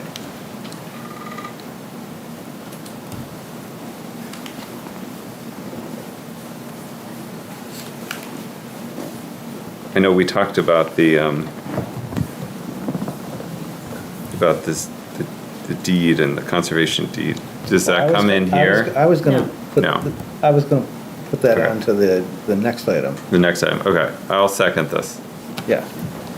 Just so I'm aware, who was on the site walk this evening? The four of us. For you, okay. And Kristen. And Kristen. And there wasn't anything that you saw that would, I mean, I don't have any reason to doubt your work out there, honestly. So that's sort of where I'm at. I'm sort of under this assumption, everything I've heard and seen so far, I'm under this assumption that this will go through the state. And I just want to make sure that of my colleagues here, there wasn't anything that would There's no question. throw any red flags. It's not a sand pit. Yeah. Absolutely not. It's spongy, that forest stuff. And so, there are definitely moisture issues. But, as he explained to us out there today, how he determined The criteria. how he made his delineation. Right. It all made sense. By no means does it match my limit of edge of wet, which is basically a delineation of poorly drained soils into the when I was out there in April, into the prime wetland. There's a sharp designation within drainage class: mineralistic soils, really organic at top, and then mineral below. Right. Where you've got just poorly drained sands and well-drained uplands, up gradient of that pretty flat area where we had a slope going down into that area. Thank you. Seemed like you were saying earlier that it hadn't ever been delineated by a wetland scientist before. It was only by aerial photography. Not field delineated, no. It's usually done through aerial interpolation. Yeah. And like I said in my report, I don't think I'm not questioning the value of the prime wetland. I was just designating the boundary because otherwise it's just aerial interpolated. I wanted to get that down. Understood. Thank you. Thank you. Any further discussion? All those in favor? Aye. Aye. Opposed? Passes unanimously. And now we're on to the next. I'm sorry. I did. Okay, thank you. Drew. For the Further discussion on the No taker. wetlands CUP? Sure. So again, I think I will switch, I keep forgetting that doesn't work. I will switch down to the actual site plan. And let me get it down so you folks can see the actual profile of that driveway coming in. So again, regardless of which upland feature they build this house in, we've got the 546 square feet of wetland impact, which is along, you can kind of see it in the topography. It's just a natural draw where water tends to run from the road down to this wetland system. The thing about this particular wetland system is it is contained within this side of the proposed driveway. In other words, this is the headwaters of the wetland that, eventually joins with the larger system in the back of the property and the prime wetland. And because of the location that Sergio came up with being the minimum impact area to actually cross that wetland, we only add another 615 feet for that crossing, specific to water flow. In the event that water does run down through here into this wetland and continues out back, we have designed in a culvert, but because of the minimal size of the watershed that actually drains to that location, it only has to be 12 inches in diameter to convey that. And essentially all that does is maintains the existing surface water hydrology. So that water that goes there now can certainly go there once this driveway is constructed, should you folks recommend and the planning board approve the CUP and obviously the state approve the wetland impact area. So that is largely it. Again, the buffer impact is shown in total in the yellow hatching, and you can see our friend Joe Nichols Environmental has basically designed a septic system location using the house footprint that we were given by the owners, and that is ready to go to the state, but as everybody's probably aware, DES subsurface will not issue a septic approval until such time that all the other required state permits are actually in place. So there's really no rush for that. We didn't feel the need to file with the state until we spoke with you folks, had our site walk, and obviously subsequently go to the planning board. So by and large, that is the proposal, and we're certainly happy to address any questions or comments that may come up. I know we've talked about it briefly. How do we define what you're going to take to the planning board for a limited clearing site? I mean, if you would like, I could actually probably delineate that tomorrow and get a copy to Kristen, which she could then PDF email off to you folks for input. We're not on the planning board for Thursday night that I'm aware. That's correct, right? I think we're 2 weeks from Thursday night. You're correct, but Yeah. please do not send me something for their comment unless they couldn't. Well, no, comment on. of course.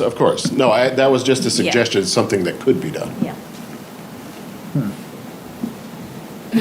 But I mean, again, we're not gonna propose a clearing that would bump into, any of these other, Yeah, the idea would be the limit of clearing would not extend into any additional buffers. Right. And there would be at least a little bit of play buffer to the buffer, as it were. Buffer to the buffer, yes. I like that term. In that case, why don't you say buffers and current use land? Because then that covers clearing everywhere, not just buffers. Right. And it still gives them, what, 3 acres or so? Give or take, yeah. I don't know that we want to get into what's current use and what's not. Well, no, I think Dave was referencing the applicants and owners' willingness to do a conservation restriction. Yeah. Okay. And please correct me if I'm mistaken, Mr. Chair. Well, I just want you to be able to walk away tonight with clarity. No, and I appreciate that, absolutely. On what we're looking for. Yep. All right, well. Is there more public comment on this plan?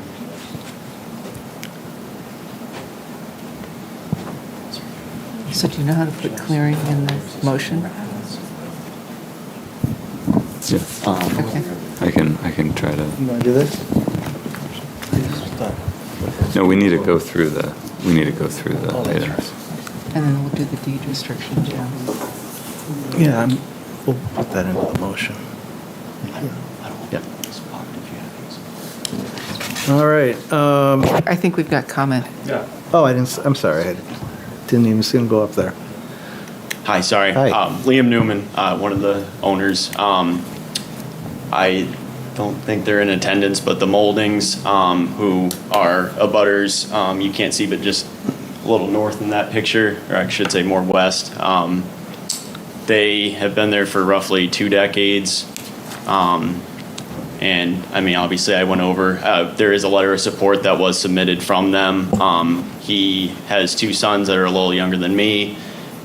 They did a lot of camping back in the conservation land. I think there's around 60 acres behind some of our properties. Said, you know, they got a lot of use out of it. And I just would like to say that he did not have the same concerns on the impact that we were having, not to discredit any of the impact, but would like to call out that the approved lot is next to 2 other abutters and would potentially cause more of a drought issue potentially. And just wanted to reiterate that we aren't looking to build a development back here. I grew up in Exeter. I went to Exeter High School.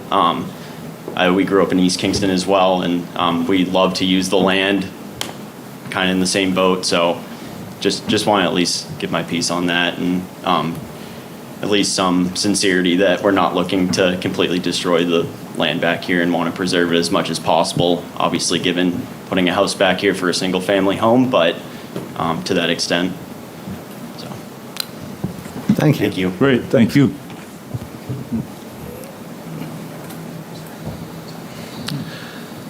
Okay. Again, we need to go through the conditions for the issuance of a conditional use permit. And we'll start with number 1.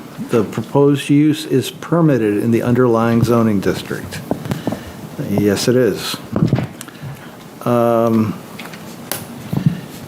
No alternative design which does not impact a wetland or wetland buffer, or which has less detrimental impact on the wetland or wetland buffer is feasible, which is a somewhat subjective criteria, but I do think they've made the effort to minimize the impact. You know, so anybody disagree with that? Does seem to pass that from what I can tell. A wetland scientist has provided an impact evaluation that includes the functions and values of the wetlands, an assessment of the potential project-related impacts, and concluded to the extent feasible, the proposed impact is not detrimental to the value and function of the wetlands or the greater hydrologic system. And I believe the functions and values were included in our package. Anybody have any comments on that one? All right. Number 4, the design, construction, and maintenance of the proposed use will, to the extent feasible, minimize detrimental impact on the wetland or wetland buffer. And they've seemed to be receptive to suggestions that we've made. Again, anybody? Yeah, and actually, I don't think we covered the existing buffer augmentations that were planned. For instance, the buffer plantings, the nest boxes, anything like Yeah, that. we can go, I think there's another criterion where I've spoken to that. I got it. Absolutely, I'd love to discuss that, because they've been very open about allowing me to be generous about that mitigation to the buffer impact. Okay, great. Yeah, that was fairly extensive, what's being proposed. Yep.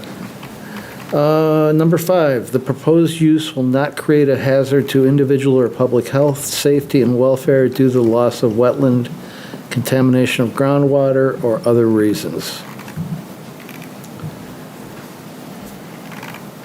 Number 6, the applicant may propose an increase in wetland buffers elsewhere on the site that surround a wetland of equal or greater size and of equal or greater functional value than the impacted wetland. And that's kind of been broached, I think, hasn't it? Yes, with the enhancement program, that's why we're a little bit generous about that. Yeah. It's worked in the past, we can discuss it. Okay. Do you want it right now, or? Yeah. Yeah. Oh, So to offset those buffer impacts, obviously, and to speak to the functions and values, I think the two main things that I outlined is the fact that there's going to be no disruption to hydrology. We're going to maintain that hydrology with the culvert there. And one of the other impacts, out of consideration for the abutters and the people that spoke, is clearly there's going to be some vegetation removed. There's as you saw today in the site, there's a very minimal understory because it's so shaded and so far forested, heavy. What am I trying to say? Heavy overstory canopy. Yeah. So I've worked with buffer enhancements and buffer encroachments a lot in the past, and I always speak to any of my applicants to say that you're going to probably have to give back a little bit more than you're taking. So they're taking about 8,500, and I suppose we try to sort of use a ratio that might double that. So essentially, for me and what I get involved in because of my love of the outdoors and nature and wildlife is I like to give back a little bit more to the wildlife, more than just like an extra buffer. So I like to enhance the buffer. We've had luck at Riverwoods, at the Boulders in the past, and some of those projects I used to work for other companies that did a lot of work in Exeter. So we've had some success with wildlife habitat components, boulder piles, nest boxes. They've been very open for me to propose 8 nest boxes and some boulder piles on each side of the buffer impact, 4 corners. Those have been demonstrated to be good for small mammals, for any upland toads, stuff like that. Not very wet creatures, but they always provide denning opportunities for garter snakes. So I like to provide some habitat, some wildlife habitat structure, as well as plantings, high quality plantings. Someone asked me today in the field, I've proposed maple leaf viburnums and gray dogwoods, both shade tolerant shrub species. Good flowers, nice flowering, good aesthetics, good for good berry producing plants, so good for feeding opportunities, good for foraging. Like I said, the structure in the nest boxes and the boulder piles, good for refuge. So we will be opening up the canopy a little bit by virtue of approximately 30,000 square feet, but providing that shrub canopy in that buffer area, which is basically double the impact, we think will go a long way. So that speaks to that portion of the conditional use criterion. Mm-hmm.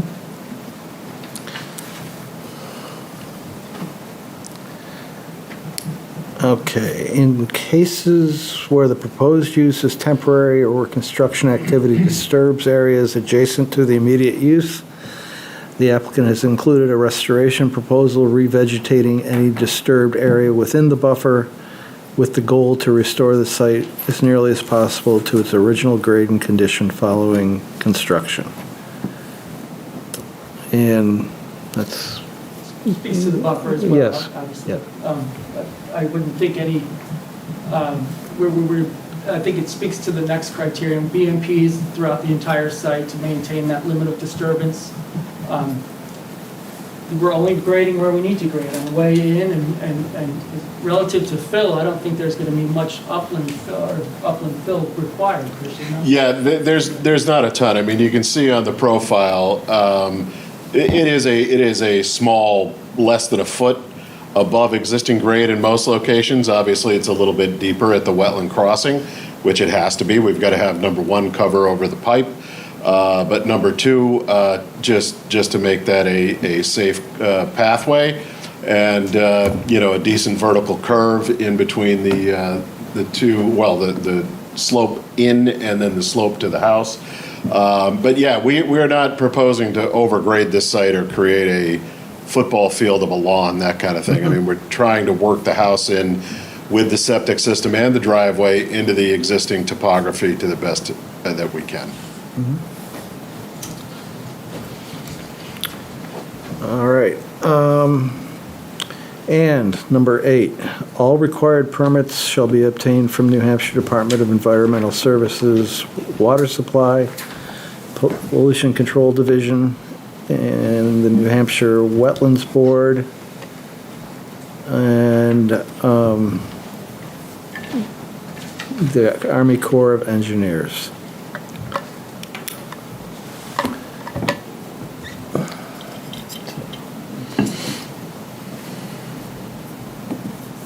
Okay.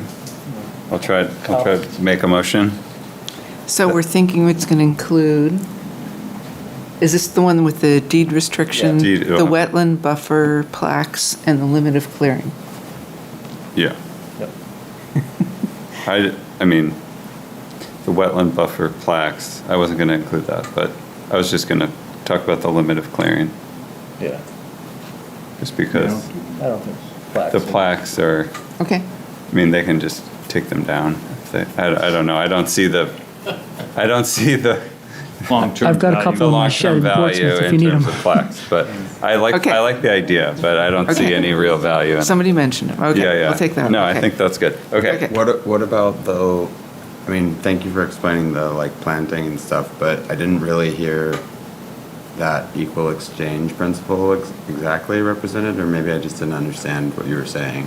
I think, to reiterate, thank you for the question, we have about 8,500 square feet of buffer impact, and we're giving back upwards of 15,000 square feet in enhancements and maintaining that buffer. And just, Outside of and I'm sorry I didn't get it the first time, but in like one or two sentences, can you just summarize those enhancements again? Enhancements to catalyze the food chain dynamics, to increase the understory, and basically enhancements to the wildlife habitat capacity of that buffer, given it's such a shaded area. So there's some actual plant, like in terms of what are you actually doing? You're planting, there's a few plantings, Yeah. and then the rock piles. There's 4 boulder piles, 8 nest boxes, and 20 plantings. 20 plantings. So like. And that's pretty detailed in this application. Yeah, I saw that. Yeah. 1,000 square feet's really not that much, but I always wonder with these, as we take away some, and there's an opportunity to put it back, basically, of the actual wetland. But are those, since I wasn't on the sidewalk, is there actually water retained there very much? I think you were saying not really. As we discussed, it's kind of a narrow, saddle. Yeah. There's not much flow there. Yeah. There's probably a greater flow during spring runoff. I was there in April, I was there at the end of March. Really, that area's, as Christian said, it's not taking much from the upstream, upgrading watershed. So that area where the crossing is probably one of the drier areas of the entire site. And we're going to maintain that hydrology. That's the idea between the culvert, with the culvert. But, I mean, there's water at the site, for sure. We're here in June, I'm sure it'll dry down, it'll fluctuate. Yeah. Mr. Chair, could I ask a question? Sure. Is there a commitment to maintaining the culvert remaining open from? Yeah, and certainly that can be created as part of a deed restriction as well. Yeah. The maintaining of the culvert, number one, it's condition, and number two, it's the fact that it can let water in and get water out. Yeah, I've seen developments like this where the maintenance of the culvert fell by the wayside, and there was a lot of water building up on one side. I'm shocked to hear that, Dan. Yeah, shocked. So that might be something you want to address. Not a problem. I mean, it's in their best interest anyway. Is that the third one? Obviously. So I don't think that's anything that's We're making your life complicated. going to throw a wrench in So things. complicated. And you mentioned a 12-inch culvert? Correct.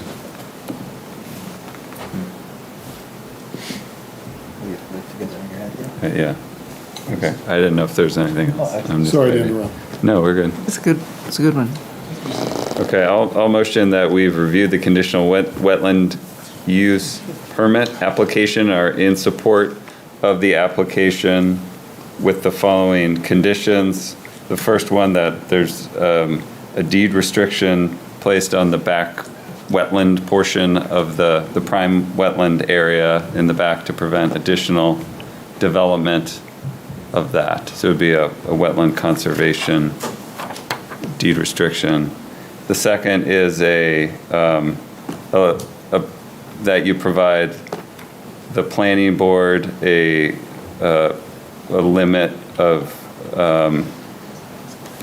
clearing plan that shows all potential lawn and or garden areas or other cleared portions that the future homeowner wants to develop.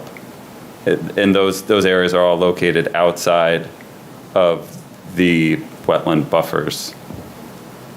And the last thing was that we are, I just lost it. Maintaining the culvert. Maintaining the culvert. We're gonna Yes. have a maintenance plan for the culvert. Yep.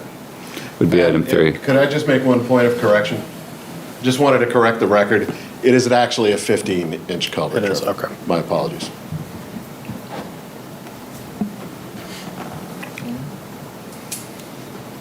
Anybody support that motion? Second. All right. Any further discussion? All those in favor? Aye? Aye. Opposed? Passes unanimously. Thank you. Thank you. So I don't know how you want to handle that. I would assume if we have the endorsement to the planning board for the CUP, it would be the same for the wetlands permit to the state. And I would just ask, Oh yeah, we have one more. Yeah, we got the it's the state. same thing. I don't know how you want to. We need a motion at least. Yeah. I'll move that we send a memo to the state indicating we've reviewed this application, have no objection to the application as proposed. Second? Well, aren't we don't have to do all the other, like conservation, mention any of the conservation stuff or any of the things that Drew just mentioned? And Not- to not the to the state? state. Think so. Not to the state, okay. State all doesn't right. have buffers. No. Just right. Or any of the culverts or, okay. No. All right. Yeah, that's all of the planning board's Okay. approval will cover those types of items, I think. Okay. So there was a motion, was there a second? Second. Any further discussion? All those in favor? Aye. Opposed? Passes unanimously? Thank you very much for your time, folks. Thank you for your time. And anybody else that went on that walk, are your eyes bugging you from all that pollen? Yeah. Mine are itching me to death. A lot of pollen. All I right. didn't say nobody. I said I've seen it. I've seen it happen. Thanks for coming in, everyone. Thanks, guys. It's exciting to have people at our meetings. We've had several empty meetings recently. It's been quiet. I'll see if I can make it a monthly event, Drew. Been lonely. Perform for the crowd. Good luck in your house. Thank you, everybody.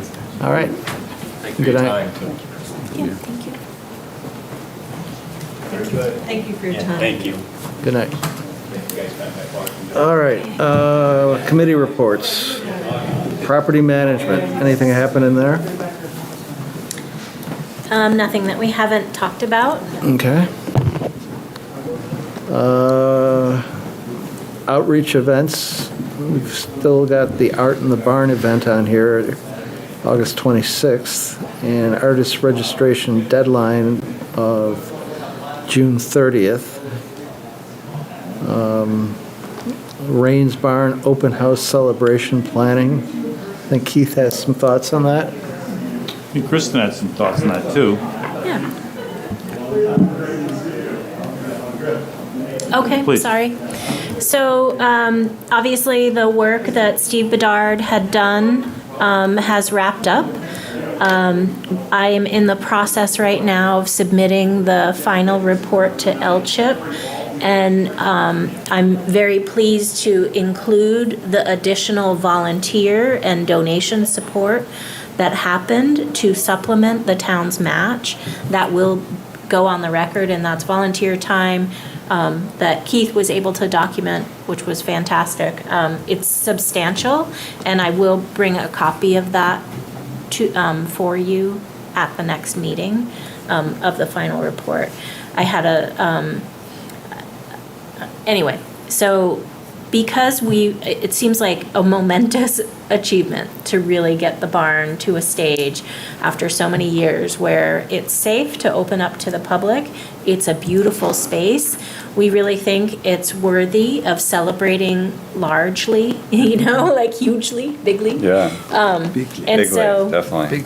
and so we talked about an open barn event, and so we could invite, initially I was thinking we would invite the select board and town committees and staff separately from a public event, but I think it makes sense for everyone to come to the same event.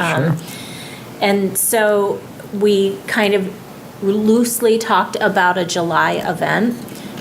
Some ideas that I thought we could do is a couple speakers. So we could have Barbara Rinkunis. She has an amazing Exeter Minute on Rains Barn, so she could potentially highlight.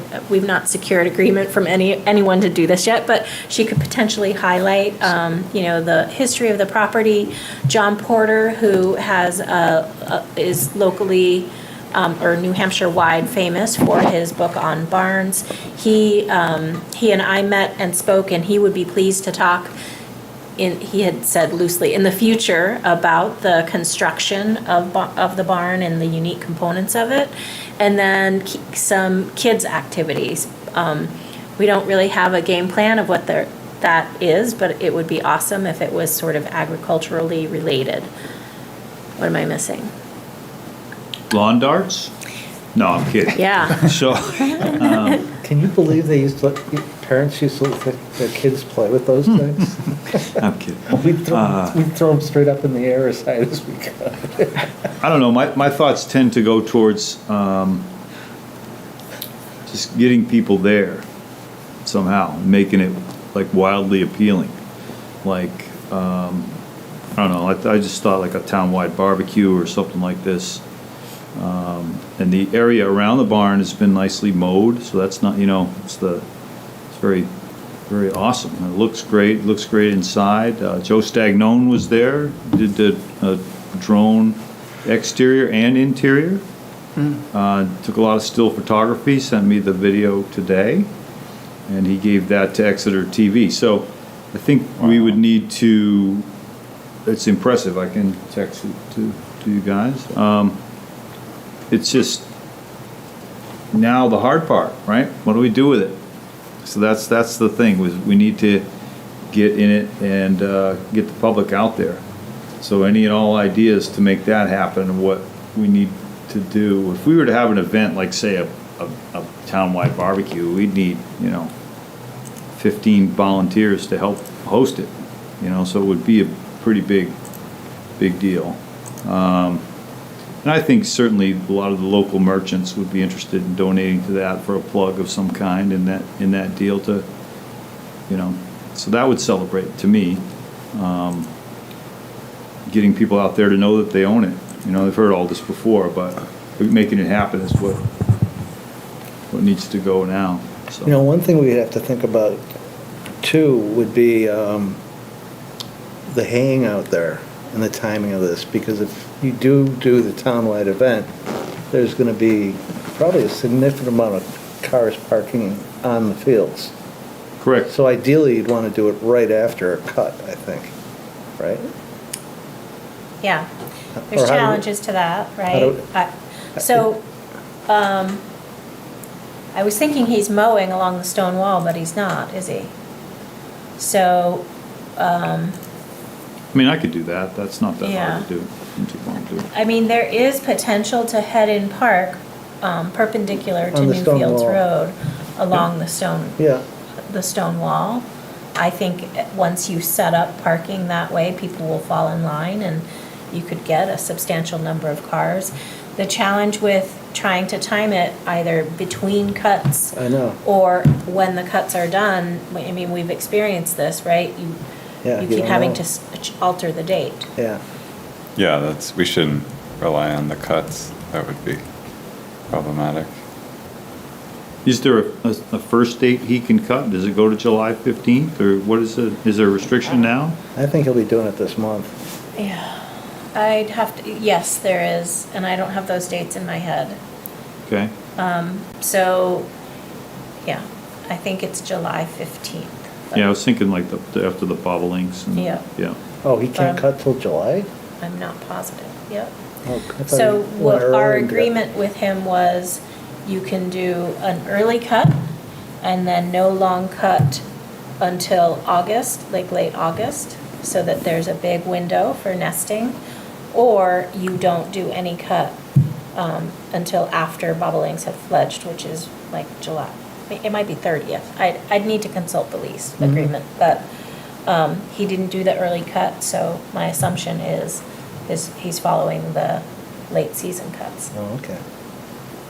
I think there was one year where if it was, I don't know if it was a drought year or something that there was a variation on that was proposed, and I think we accepted. So I had considered, this is just a consideration, of just putting out, on Facebook, or I'm not on Facebook, but have my wife put on Facebook and just putting out a sign saying, barn's open from 10 to 2, and have people come look at it. But I don't want to do that if we want to have a big celebration, but the barn has already been ready for a month. So let's do it. But I don't know, but I want to make sure we plan it so that it's not, a half deal either. So I'm a little torn on what to do there. Like if it's a nice Saturday or Sunday, just post it Friday night and then put the big 4x4 sign out by the road saying barn's open, anybody wants to come check it out. I don't know. I'm just shooting out ideas, and I'm not sure that, that only takes one or two people to do that. To unlock the door and say, hey, isn't this nice? Take a look around. It's all pretty, as far as that goes, pretty safe at this point. It's all checked every board on the floor and put screws in, so it's all pretty good. I just don't know what people want to do, and I'd look to hear from what people want to do. That's what I could do. Right. I think it sounds good, like this, you have the speakers, I like some big event. If there's food there, I think that would be, that's always helpful. Yeah. I think we still need to figure out what is, your question is, okay, we got to use the barn. And certainly we can come up with events, and we do at the barn, but I still don't feel like we've really figured out how to market its use for other people, or come up with parameters Programming. Could we at this event explain to people if you would like to use this barn in the future for an event, here are the types of events that we're looking, and types of groups. We're not looking for weddings, but we are educational events, schools, and how it all works. I guess I get caught up in the logistics of who and what and how are going to actually use the barn. If you wanted to have something for a field trip next school year, right, you'd have to get going now. So that was part of their calendar for next year. So we need to not wait until late August and say, hey, because they would already have their calendar planned. And, so we need to be out in front of a lot of these things. And so we kind of need somebody to, and Kristen had suggested having a Rains Stewardship Committee meeting. And, we need somebody to kind of take the bull by the horns as far as getting that done. Who do we know that's like that? Well, I'm not really, my forte is probably not event organization. Doesn't mean I won't give it up my all. Just probably not the best at it. So I don't know, just having somebody who wants to go and try to flesh out all these ideas, like you're talking about, that makes sense for a conservation standpoint, and makes sense for a natural standpoint, and for a community standpoint. All these things put in the pot together. It's just such a great place. Again, I don't think probably 30% of the people in town know that they own it.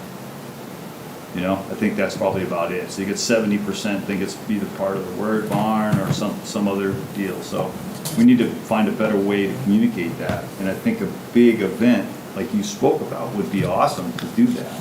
hey, we're having a deal this week, And of course, it's all sort of weather dependent, so there's some risks and, all that.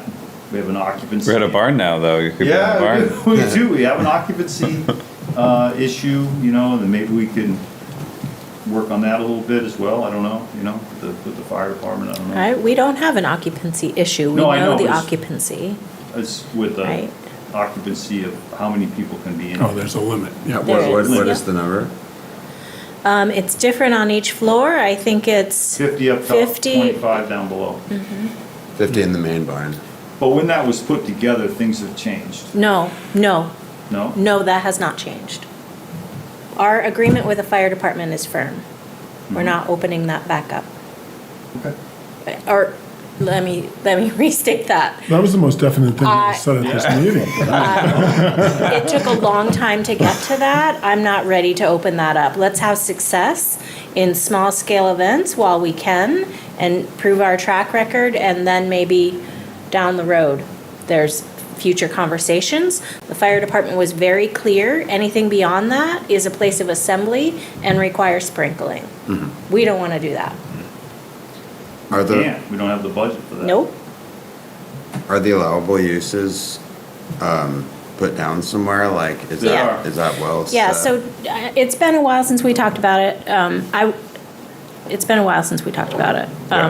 So the way the property is set up, it's owned by the Conservation Commission.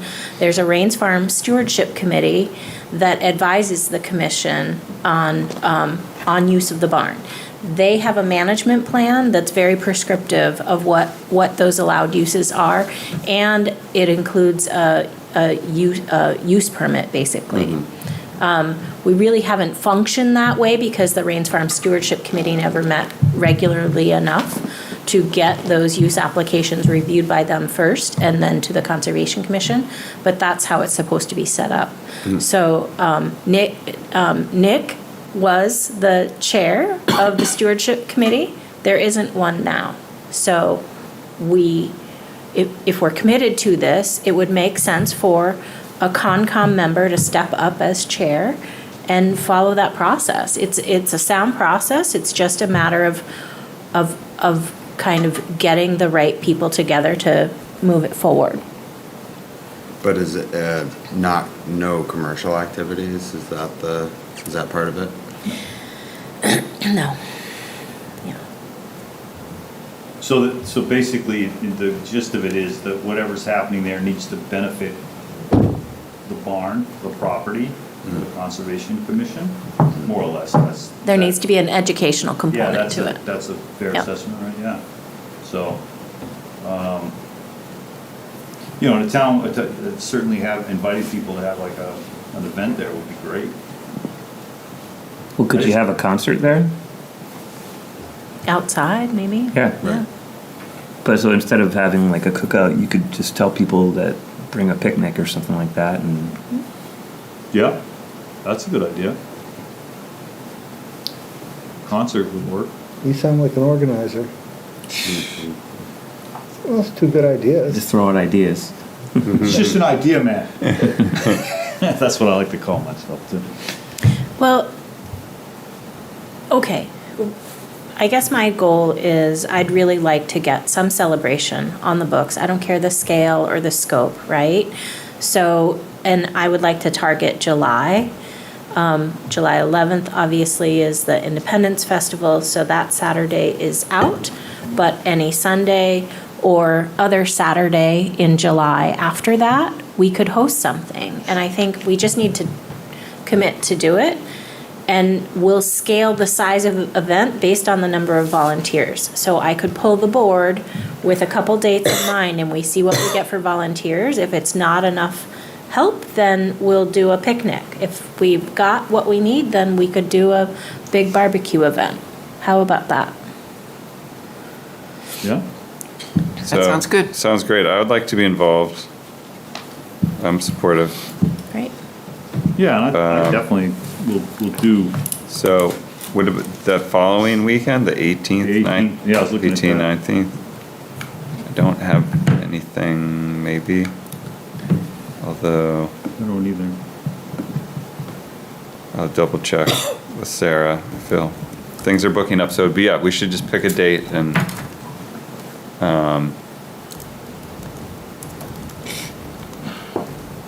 I assume it probably makes sense not to do it the 11th, 12th, if the town. Yeah, I wouldn't do that the weekend. Yeah. Yeah. So I'll maybe target the 18th, 19th. How does that sound? Yeah. Yeah, and if we could pull together some stewardship committee, like, meeting ahead of that, I mean, I think that's who should be organizing this event. I don't know if Ben could be useful. He's our event master, and he's right there, and he's been part of the committee. Yep. Yeah. He may help energize us. If there was like a band or an artist that wanted to play, and actually one just leapt into my mind, presumably they can play in the barn and plug in and everything in there. Well, there's electricity there. Right. Right? I don't know the limits of, so in order, with the limit that we have of occupancy, the music could either play at the front of the barn, That's what I would think of. or the musicians could be outside the barn. There's a flat area there. Yeah. So certainly that would be viable. That would be a good draw. I think you have to start, if you want, I mean, I don't think thousands of people are going to show up, right? But if you want it to be big enough to feel like something, it seems like you got to just get it on the website and calendar and Facebook and whatnot now. I just feel like not that many people are going to show up if it's only signed. But if it felt like it was a bit of a thing, I think you could get a draw. Yeah. No, Exeter TV has a They'll be all pretty good over track record of getting people to events, so if we work. I mean, a lot of people came to the snowshoe. I was surprised, and I think Yeah, we had everyone had a 70. really, it's crazy. It was We like had, a ton we of had people. 106 at the solstice. Right. That was strong too. And the Alewife, I mean, we've been pretty good at events. Well, maybe also think about advertising at the War Festival. That's the weekend Yeah, before. Weekend before, we could Something like that, post yeah. something. What if it was like a community cookout where it's not so much the volunteers who are providing all the effort, the motive effort, they're just sort of arranging it, and it's kind of like BYO everything, like bring your own. Kyle's idea of a picnic. That's what I mean, like Yeah. bring your own grill Yeah, or and something like that, and that's just like a The in rec field. department has grills, Or, that yeah, we could even transport better. out there and use. I think that would probably work, but again, you need volunteers to ferry them out there and bring them back and buy the propane, you know what I mean? There's a lot of steps to it, plates, cups, napkins, I love the picnic idea. yeah. Yeah. I don't think- BYO. I don't think Picnic you want. and music and some people talking. I think that would be great. Yeah. Keep it simple. Yep. I think. And a baby goat. You burden yourself with buying food, trying to gauge Right, how much exactly. you need, that sort of thing. Yeah. I wouldn't do that for the first time. There's been a couple things like that, and I'm trying to think of what precisely, but there's been a few things like that in Swayze that were just kind of whoever organized them, and they can get a ton of people out there. Mhm. I would think we could do the same. Yeah, it's a very cool place. I agree. Absolutely. Okay, so with Dave? that. Yeah. Yes. Hey, Ben Anderson has wanted to do something out there for a while. He might have an idea too. If you wanted to involve him. All right. Yep. Just an idea. Well, Good idea. he's a promoter. Yep. So maybe I'll reach out to potential speakers targeting the 18th, 19th, and try to convene a Rains Farm Stewardship Committee chaired by no one, and we'll go forward from there. Yeah, I can be involved in it. I don't want to commit to being the chair, but I'll at least come to that meeting. I mean, I'm on the committee, right? And I just, it's not that I wouldn't want to be chair. It's just that I know there are people that are better. Yeah, you know what I mean? Man's got to know his limitations.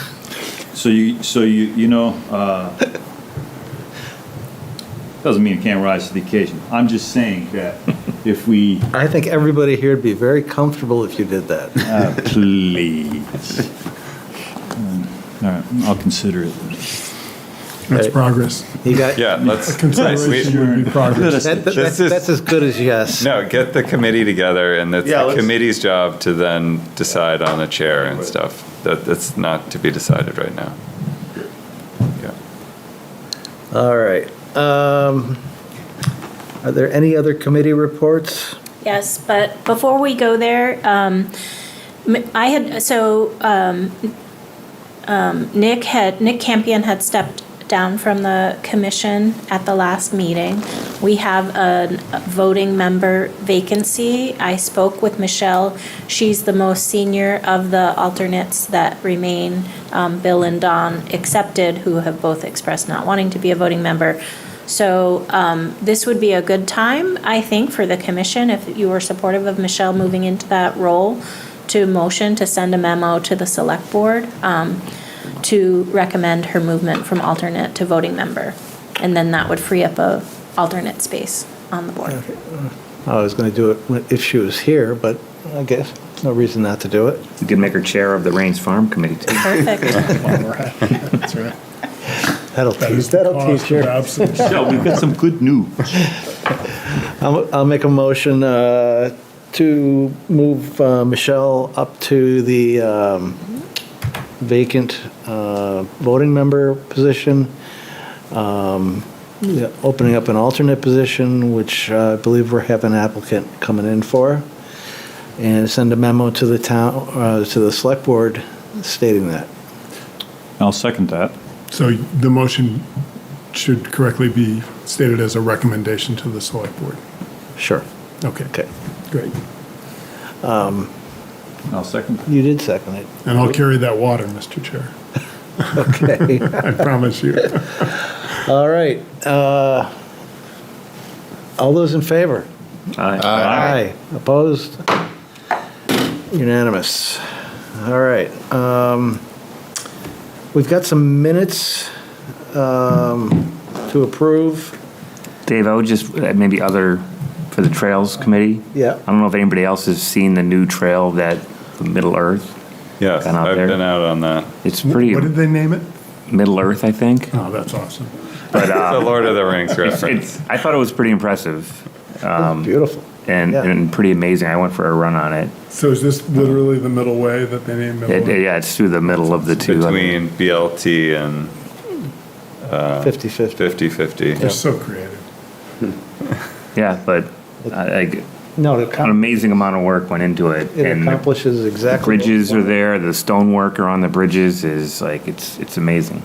Well, I left a message for Dan Longcope too, to get on, have somebody tabulate all the volunteer hours that were put into it and materials, so that you could utilize it in a grant application at some point.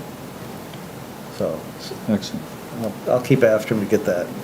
They did the other ones too, mostly. The only one that's not done yet is the Hamburger Hill one. Slippery, something he's gonna call it. I don't know what he's gonna call it, but they're Yeah. still working out that rerouting. They did the demo one.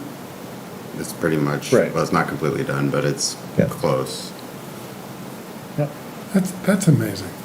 These guys are doing 8-hour days on the weekends and Yeah, it's just like mostly, hard it's mostly labor. those like 6 guys. Yeah. If we had like more folks like that, we could conquer the freaking world. Yeah, I saw I'm them. stunned. that I was they're- riding my bike like a lazy bum, and they're like filling rocks in holes. I'm so grateful to those 6 individuals. I think of many, many more people than that have contributed, but the guys who came and a couple others have done the majority. There's a core. Yeah. Well, kudos to anyone that contributed, but my undying admiration to the Corps. That's incredible. All right. Do we want to approve some minutes from May 12th? Anybody see anything in error? Make a motion that we approve the May 12th Conservation Commission meeting minutes. Second? No discussion? All those in favor? Aye. Aye. Opposed? None. All right. The next meeting is July 14th. Submission deadline is the 2nd. I guess it was moved due to the holiday. And it is 9:25, and I'm going to move we adjourn. Second. All those in favor? Aye. And no Thank you questions. for tuning in to Exeter TV. Exeter TV is the town's public and government access channels, available on Comcast channels 6 and 22. Channel 6 is your channel. If you have an idea for a program, want to host your own talk show, or submit a film, we're here to get your content on television. On Channel 22, we bring you live and replay coverage of government meetings and other town updates. A third channel, Blue Hawk Media, is operated by SAU 16 and can be found on Channel 8, with all your school sports, events, and meetings. You can watch Exeter TV online at exeternh.tv, Apple TV, and on Roku. Find us on social media for extra content. Subscribe to our YouTube channel and hit the bell to get notified about live streams and new content. Tune in to our platforms every other Friday to watch the Exeter Biweekly Report, with recaps of recent events, updates from town departments, and messages from nonprofits in your area. If you head to our website, exeternh.tv, we invite you to sign up to our newsletter to receive monthly updates about new content, upcoming meetings, and more. We'd like to thank you for taking the time to watch Exeter TV and hope that you tune in to our other content as well.